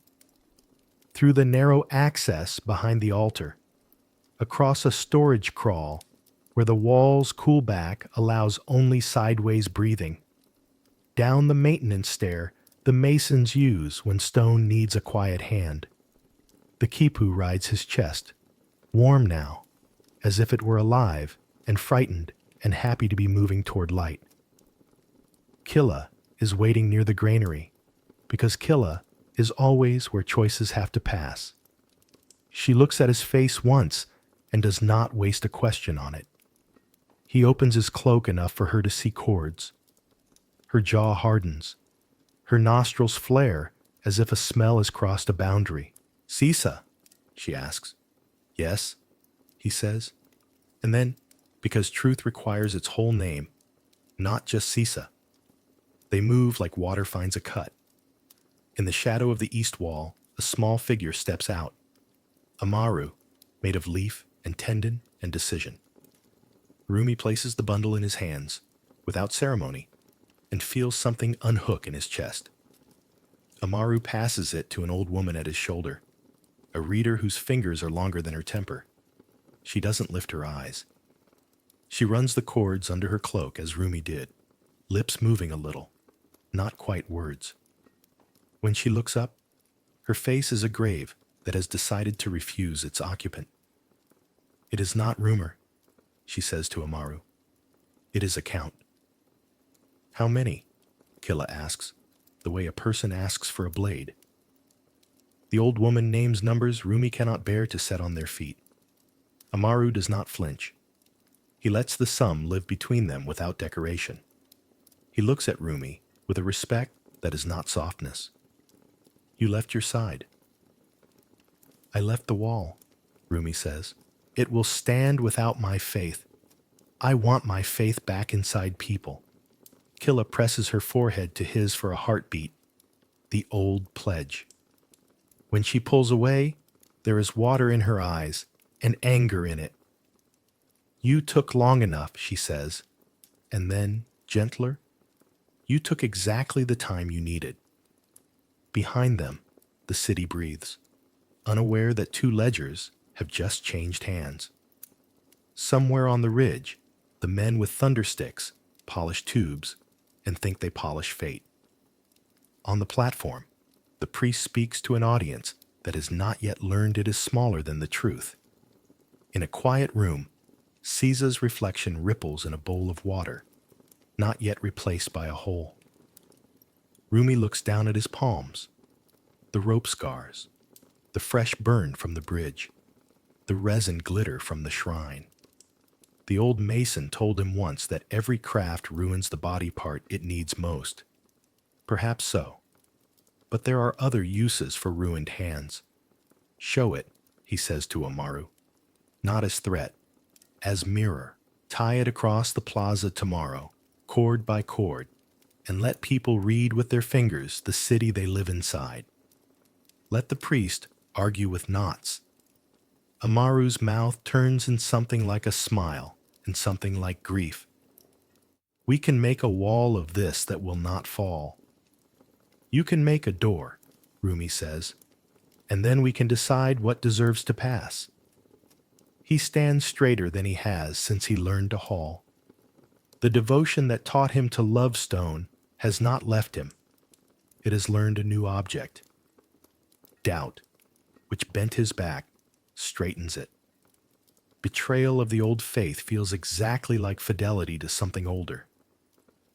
When he walks back through the city, men who know him as the mason with good hands nod without suspecting. The wall he tended that morning will not tell on him. Stones remember shape. The why lives in bodies, and bodies are walking out of the shrine tonight, carrying a ledger that can teach them their names. In the shrine, the priest stands where Rumi left him, lamp higher now, as if height could add authority. He will send men. He will shout order into rooms where hunger lives. He will call what Rumi did a sin against the sun. Let him. Rumi has chosen his star. It is not the one on the priest's staff. It is the small, ordinary one inside a ribcage that says no when the math asks for children. He does not feel light. He feels true. Dawn arrives, metal bright and unkind, a blade laid flat along the ridge. The plaza is a bowl of held breath. People stand shoulder to shoulder, faces turned toward the altar the way flowers turn, but with less innocence. The priest has red paint on his cheeks, a line down his nose like a road. He has found a confidence that slept yesterday. The altar Rumi slicked is flanked by a second stone, older, rougher, sanctified by stories that fit today's fear. Insurance against omens. Above the crowd, cords run like veins. The quipu strung from lintel to lintel, pendants falling in orderly sorrow.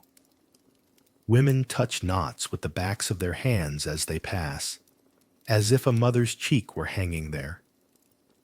Men avoid looking at the cords directly. They prefer their gods at distances where numbers blur. The priest has called the display a misunderstanding, a scribe's exercise, not ledger, but legend. The knots do not argue. They wait to be read. Drums begin, low, patient, like a heartbeat that intends to speed up. Smoke unspools from braziers and writes its old script across the sky. The captain's soldiers form a ring around the platform, their spears a forest that has learned obedience. On the eastern shoulder of the ridge, a thread of figures appears, then another. Riders with day on their backs, men on foot with glitter at their chests. Thunder sticks cough at a respectful distance. The sound jumps twice before it lands. The air tangs of metal and anticipation. Sisa steps into the plaza with feet bare and clean. Her hair, growing in rough, catches light like new grass. She is flanked by two matrons who smell of oil and smoke and a practiced tenderness. Her gaze slides once across the quipu, rests there, then lifts and finds Rumi. A quick falcon flash, not plea. Inventory. Is he the same man? He lifts his chin a fraction. I am not the same man. She nods, as if a weight shifted into a better place. The priest raises both hands, and the drums obey by disappearing. His voice carries, thin and sure. We greet the sun on his road. We set our house straight so the year does not trip. A murmur travels the crowd. Some assent, some prayer, some grind of teeth. The priest turns to the new, rougher stone. His eyes flick to the smooth altar Rumi cheated, then away. He sets aside omens the way a mason sets aside a flawed wedge, useful later for something else. From the line of attendants, a smaller figure edges forward. Not Sisa, Chaska, the girl who carries chicha, who laughs with her eyes before her mouth earns permission. She holds a woven basket in both hands like it contains a bird that might bite. Rumi feels his stomach drop through the floor of the world. The priest has shuffled the deck. If the city's ledger is dragged into the light, he will switch to a page no one expects. Killa's breath grazes Rumi's ear. He means to keep Sisa unsullied for later, when the story needs her. He'll spend the small ones first. Not today, Rumi says, and hears himself clearly for the first time since he found the quipu. The ceremony's steps are old as the wall. The priest circles the stone with a bowl of burning resin. He smears fat on its face and calls it blessing. He sprinkles maize, the sound like tiny bones falling. He intones names not of gods, but of offices. Sun, king, state, order. The words stitch fear into a banner. When he lifts the obsidian blade, the plaza tilts. Light runs along the edge, as if it owns the morning. Rumi moves. He does not run. Running shouts. He steps forward the way a man steps to correct a line in a wall. Precise, inevitable. Soldiers angle spears. The captain lifts 2 fingers. Watch, not cut. Rumi climbs the platform with the confidence of a mason, the unremarkable arrogance of a man whose tools are permission. Master, the priest says in a public voice, lips smiling enough to be seen. We are honored. The wall is satisfied with your hand. Stand with us. Witness order. Rumi bows, not to the priest, but to the stone. Old habit, honest habit. He turns to Chaaska. Her eyes are not steady. They are ocean in wind. He drops to a knee, so he is at her height. He speaks where the priest cannot reach. You jumped from the granary wall last harvest to prove a dare, he murmurs, as if they are discussing bread. You sprained your ankle and did not cry until you were sure no one would call you brave. Your grandmother hid dried peaches in the thatch for you. You fed half to a llama.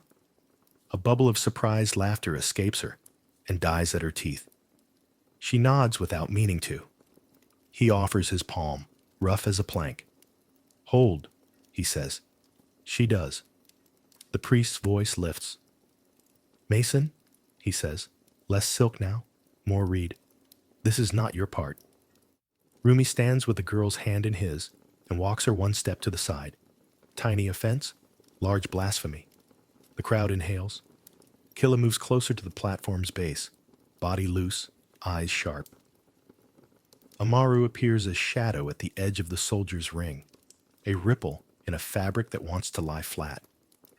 The captain's jaw works. His men keep their spears at a posture that could become anything. Rumi lifts his face to the crowd, to the cords, to the ridge where steel watches with a foreign patience. His voice is not big, but stone helps voices.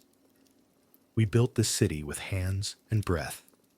The ledger says how much breath, for how long, in what weather. The ledger says what was asked of children. Today the ledger hangs where you can touch it. Your fingers know numbers. Do not let the priest tell you your hands are illiterate. Stop, the priest says, and he is not smiling now. The blade in his hand winks, a threat made small by distance. You are confusing grief with virtue. Give me the child, The year waits. Rumi turns to the old rougher stone, the one chosen to escape omen, and sets his palm to it. It is not the soft plane he polished. It is tooth and grit, a face that will accept a knee and keep it. He pulls from his belt the scraper no one saw him bring, breathes hot onto the metal, takes from his tunic a smear of clarified fat wrapped in leaf. He works fast, a mason committing sacrilege with his trade.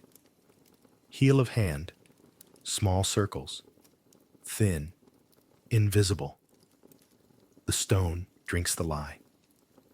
He does the far edge too, the place a knee will search for purchase when pride pretends it doesn't need help. The priest steps forward, fury drawing neat lines on his face. Rumi steps between blade and child, between blade and city. He bows again, mockery in the posture, reverence in the muscle memory. Father, he says, without honorifics, we ask stones for bodies all year. Today the stone refuses. Listen. He gently guides Chaska to kneel. Her knee meets the polished lie and skids a finger's width. Not fall, slide. Her little gasp is a needle in the plaza's drum. The priest reaches, steadies her by impulse, and in that human motion, his mask cracks. He feels the slick with his own palm.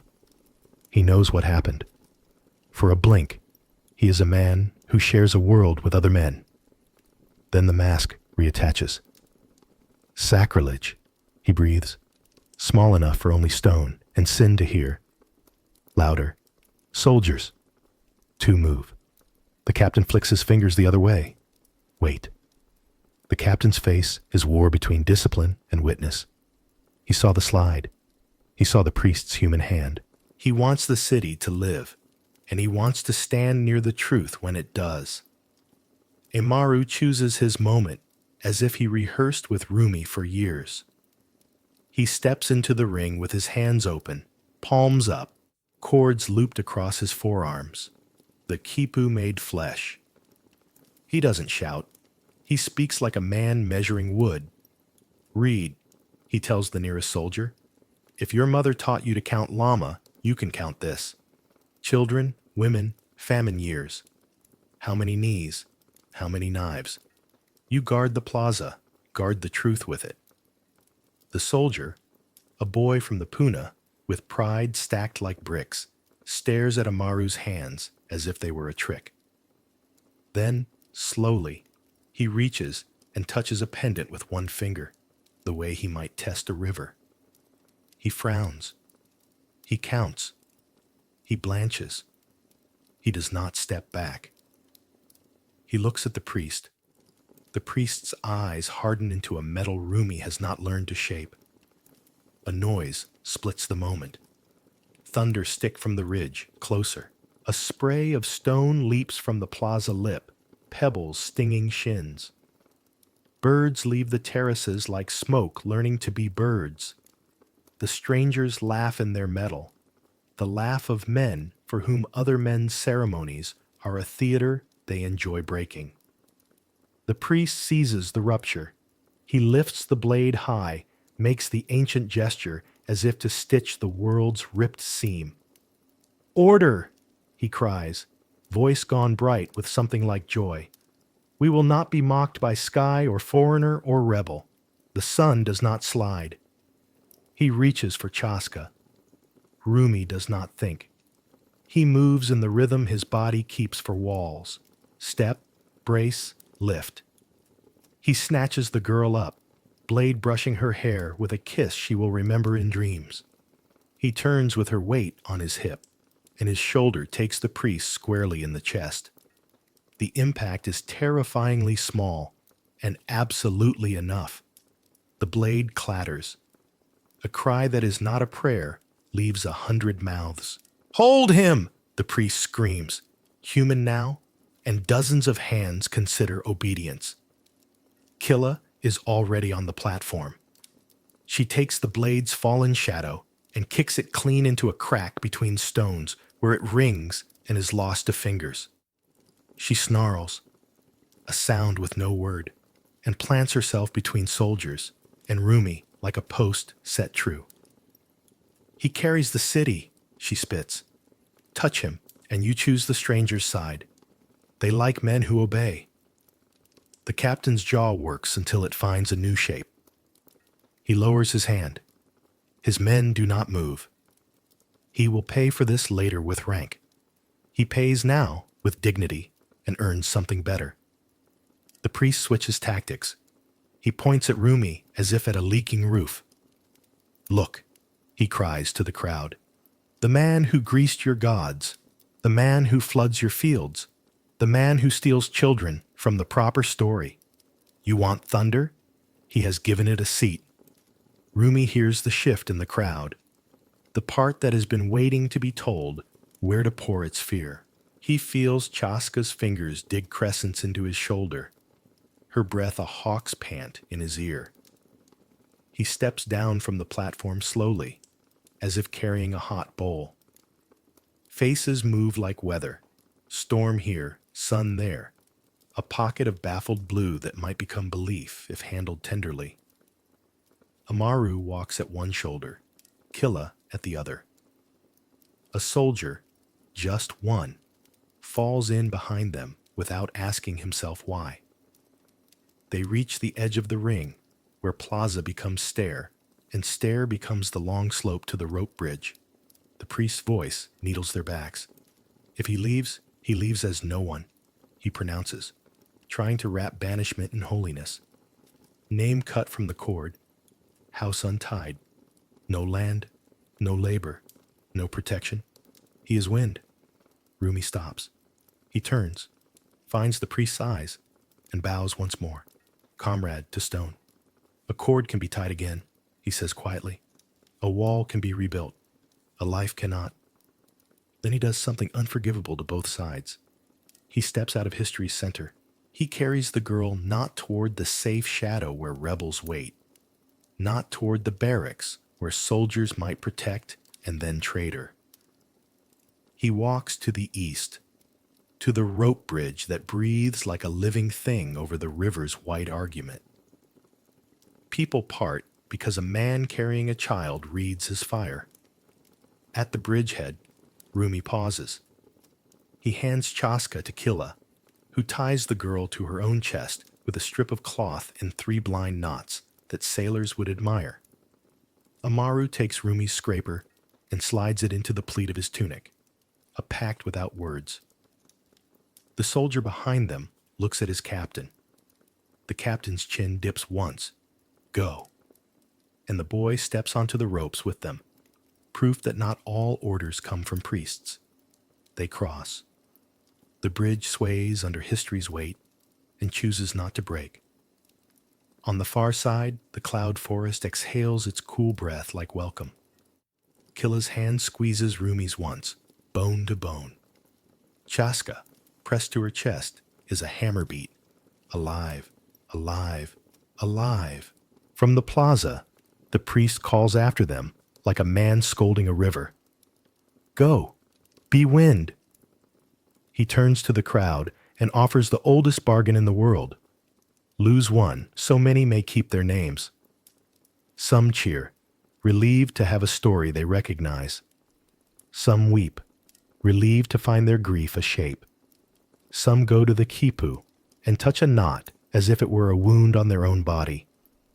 On the ridge, the bearded men confer like carpenters measuring a house they plan to sell. One points at the bridge and grins.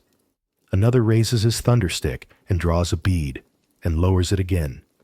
The distance still insultingly safe. They have time.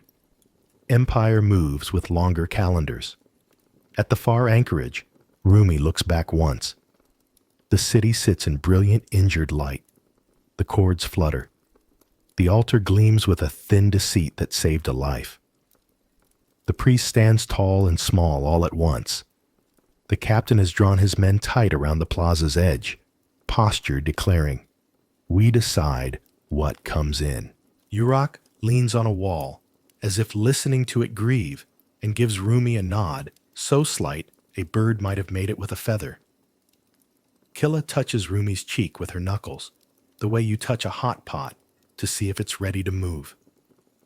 Exile, she says, letting the word be both wound and bandage. Out of the wall, Rumi answers, feeling the truth and the loss arrive together, not out of the work. They turn into green. Leaves take their sound and soften it. The path becomes a thought that remembers itself only when stepped on. Behind them, the city is already telling itself a version of what just happened that it can live with for a day. Ahead, the forest offers a narrower, more honest grammar. Grip, place, breathe. The sun climbs. The ridge holds. The plaza hums with the friction of a story splitting into two. One official, one that hangs from cords waiting for hands brave enough to read, and a mason, carrying no name but the one his palms have earned, walks into wind with a child whose knee will not touch stone today. Empires don't fall. They come apart along the seams they pretended were invisible. The news arrives in scraps. A runner whose cough never clears. A trader with a silver cross in his pouch and fear in his mouth. Smoke on the far horizon that does not belong to farmers. The Inca offers rooms of gold and is handed back a promise written in iron. Names that once held mountains shrink to fit inside a stranger's ledger. Smallpox walks ahead like weather, laying its cold hand on the brow of people who never saw the sea. Rumi hears it in the cloud forest, where nights drip and dawn smells green. Killa ties Chaska to her chest and teaches the girl to move through leaf and shadow without introducing herself to every branch. They live like animals who learned manners. Quiet, quick, unsentimental. Amaru moves between Alis, the way water finds seams. Tucking people into folds the empire's maps do not trouble to draw. In his pack, the copied quipu rides wrapped in cloth. The original has been split and reknotted in safe places so that no single hand can betray the whole story. Some nights, they climb to a ridge and watch the road below, torches crawling like embers across a dark pan. Once, far down valley, they see a city burn in a way that says, "This is not a farmer's fire." Rumi does not say which city he hopes it is. Killa does not ask. They have learned a discipline. Spare the truth your mouth if saying it feeds the wrong god. Back at Machu Picchu, patience wins. The priest's voice thins. The captain's men are sent to wars that never come back. The house of chosen women empties first slowly, then all at once. The rope bridges go slack and then soft, and then nothing. Terraces grow their own solutions to being ignored. Some slump, some hold. Many simply breathe and wait. Orchids take the air, where silk banners once took applause. The walls, made without mortar, keep their agreements, because that is what they were built to do. The last departure is not ceremonial. A handful of families slip out at dusk, with baskets and grandmothers and a practiced silence. Urak, the old mason, stays long enough to close a few small wounds in the work. Wedges under a wall's heel. A block eased so that water cannot get a good argument started, and then leaves by a path that was always there. Rumi returns once, alone, under a moon thin enough to cut bread. He stands in the shrine where he first heard hollow behind stone and listens to the room remember its own name. He tucks a tiny braid of hair and a sliver of bone into a seam.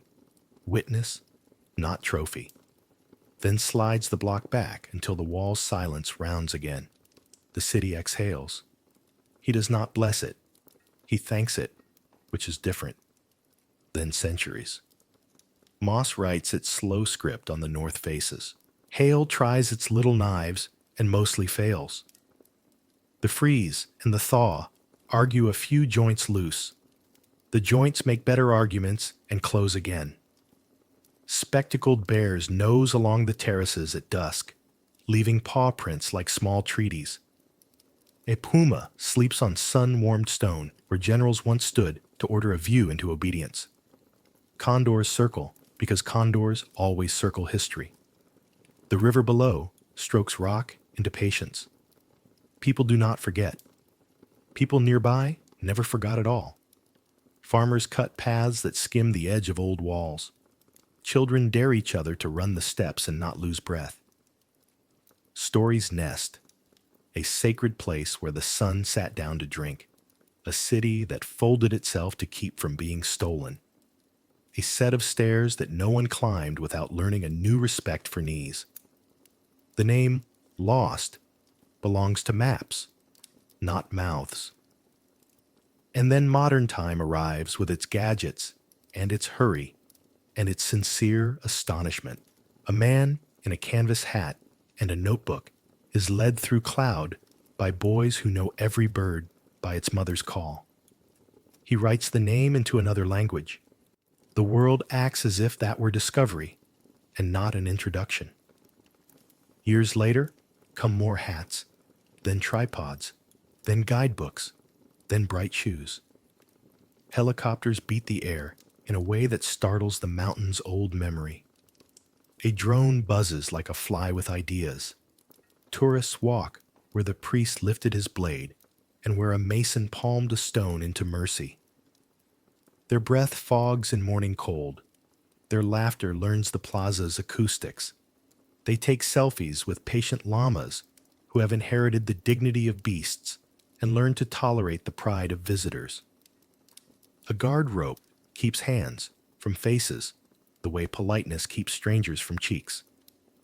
Guides gesture and tell versions of the story that fit time slots and shoes. No, the Incas did not have the wheel. Yes, the stones fit so tight you cannot slip a knife between them. No, this was not truly lost. One of them, maybe you, touches an index finger to a seam and feels the cool there, the memory of hands you did not know you share. In the sanctuary's dim, glass keeps you from putting your own skin on stone. Glass also places your reflection in the room with ghosts. You lean close to a display and read about knotted cords that counted taxes and prayers alike. You wonder how a knot can carry a century.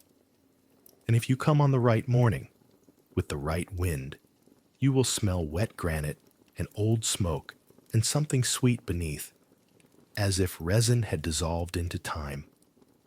You might watch a ranger kneel to brush lichen from a carved face, his hands moving with a tenderness that has nothing to do with his paycheck.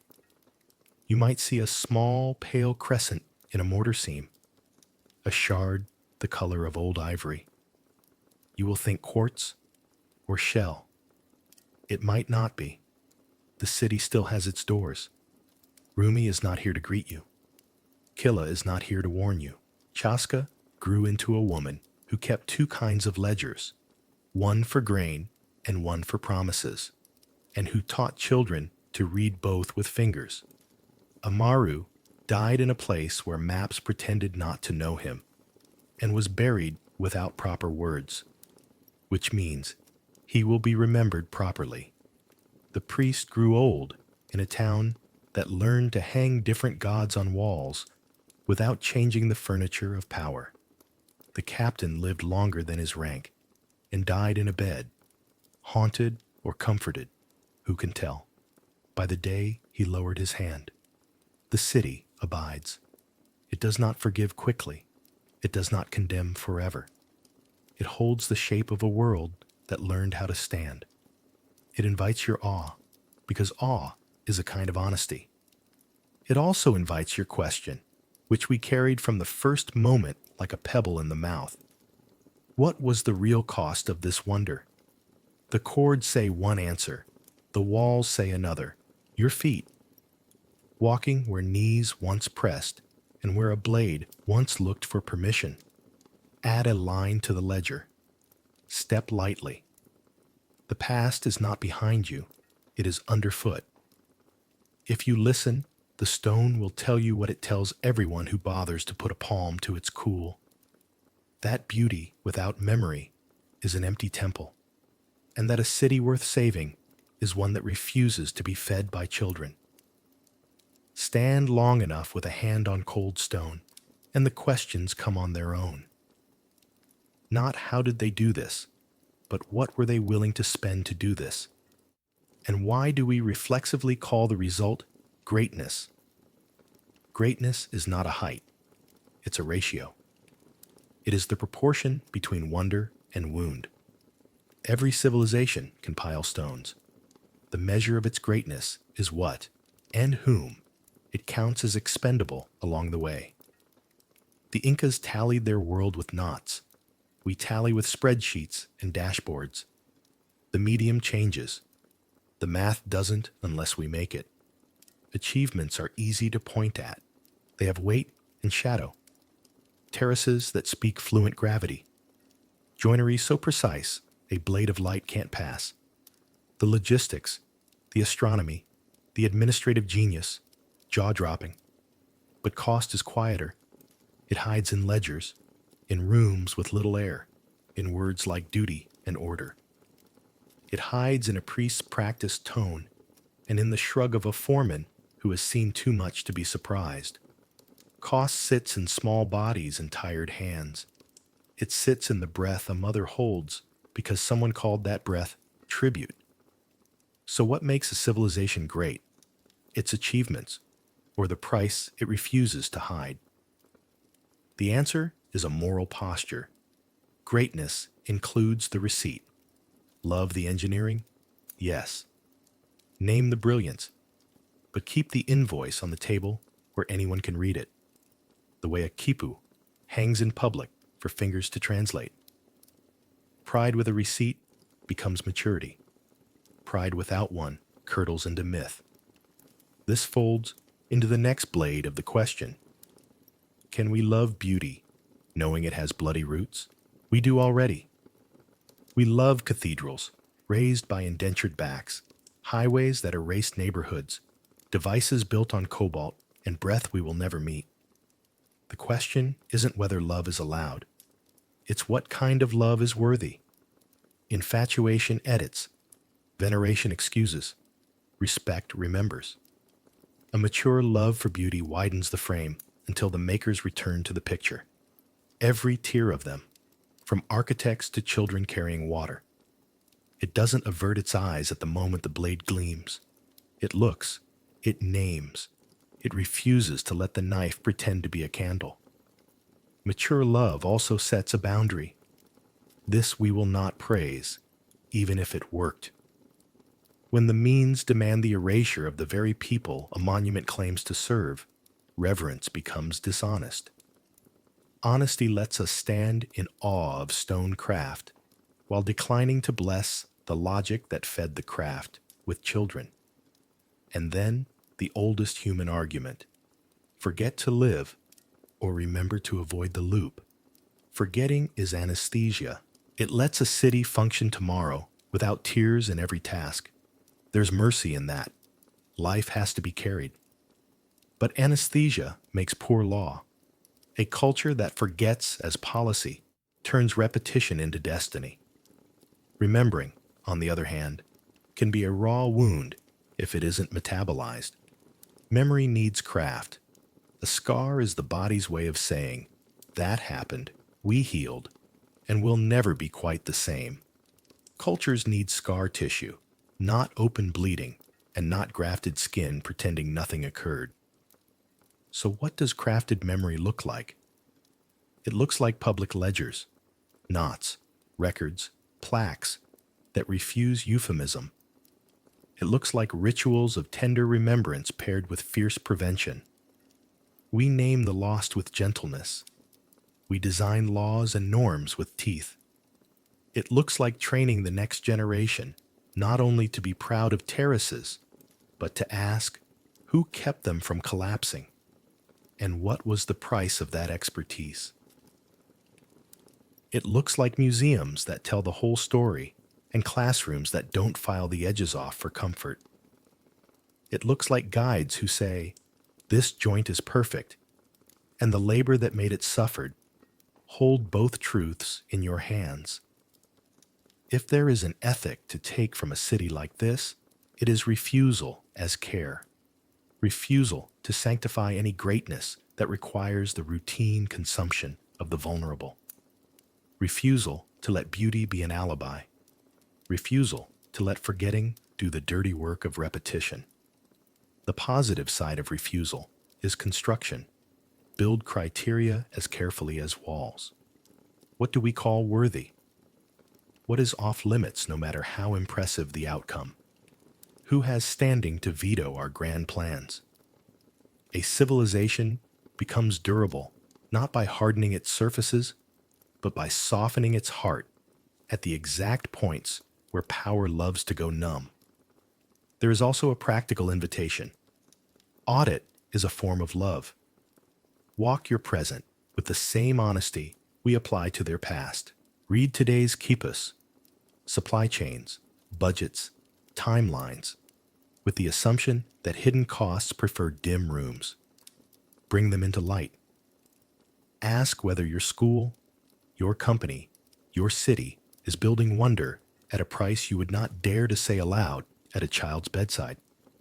If the answer shames you, you have found the hinge where greatness can change its ratio. And finally, the traveler's prayer. Step lightly, not just on terraces, but on narratives.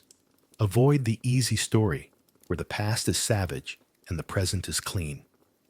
The past is complicated and the present is not finished. Put your palm to stone. Feel the cool honesty of material that doesn't know spin. Then lift your hand and touch your own chest. If the beat there quickens, that's not only awe, it's assignment. Beauty without memory is an empty temple. Memory without beauty is a locked room. Greatness is the bridge we build between them, out of truth, mercy, and the refusal to pay with people.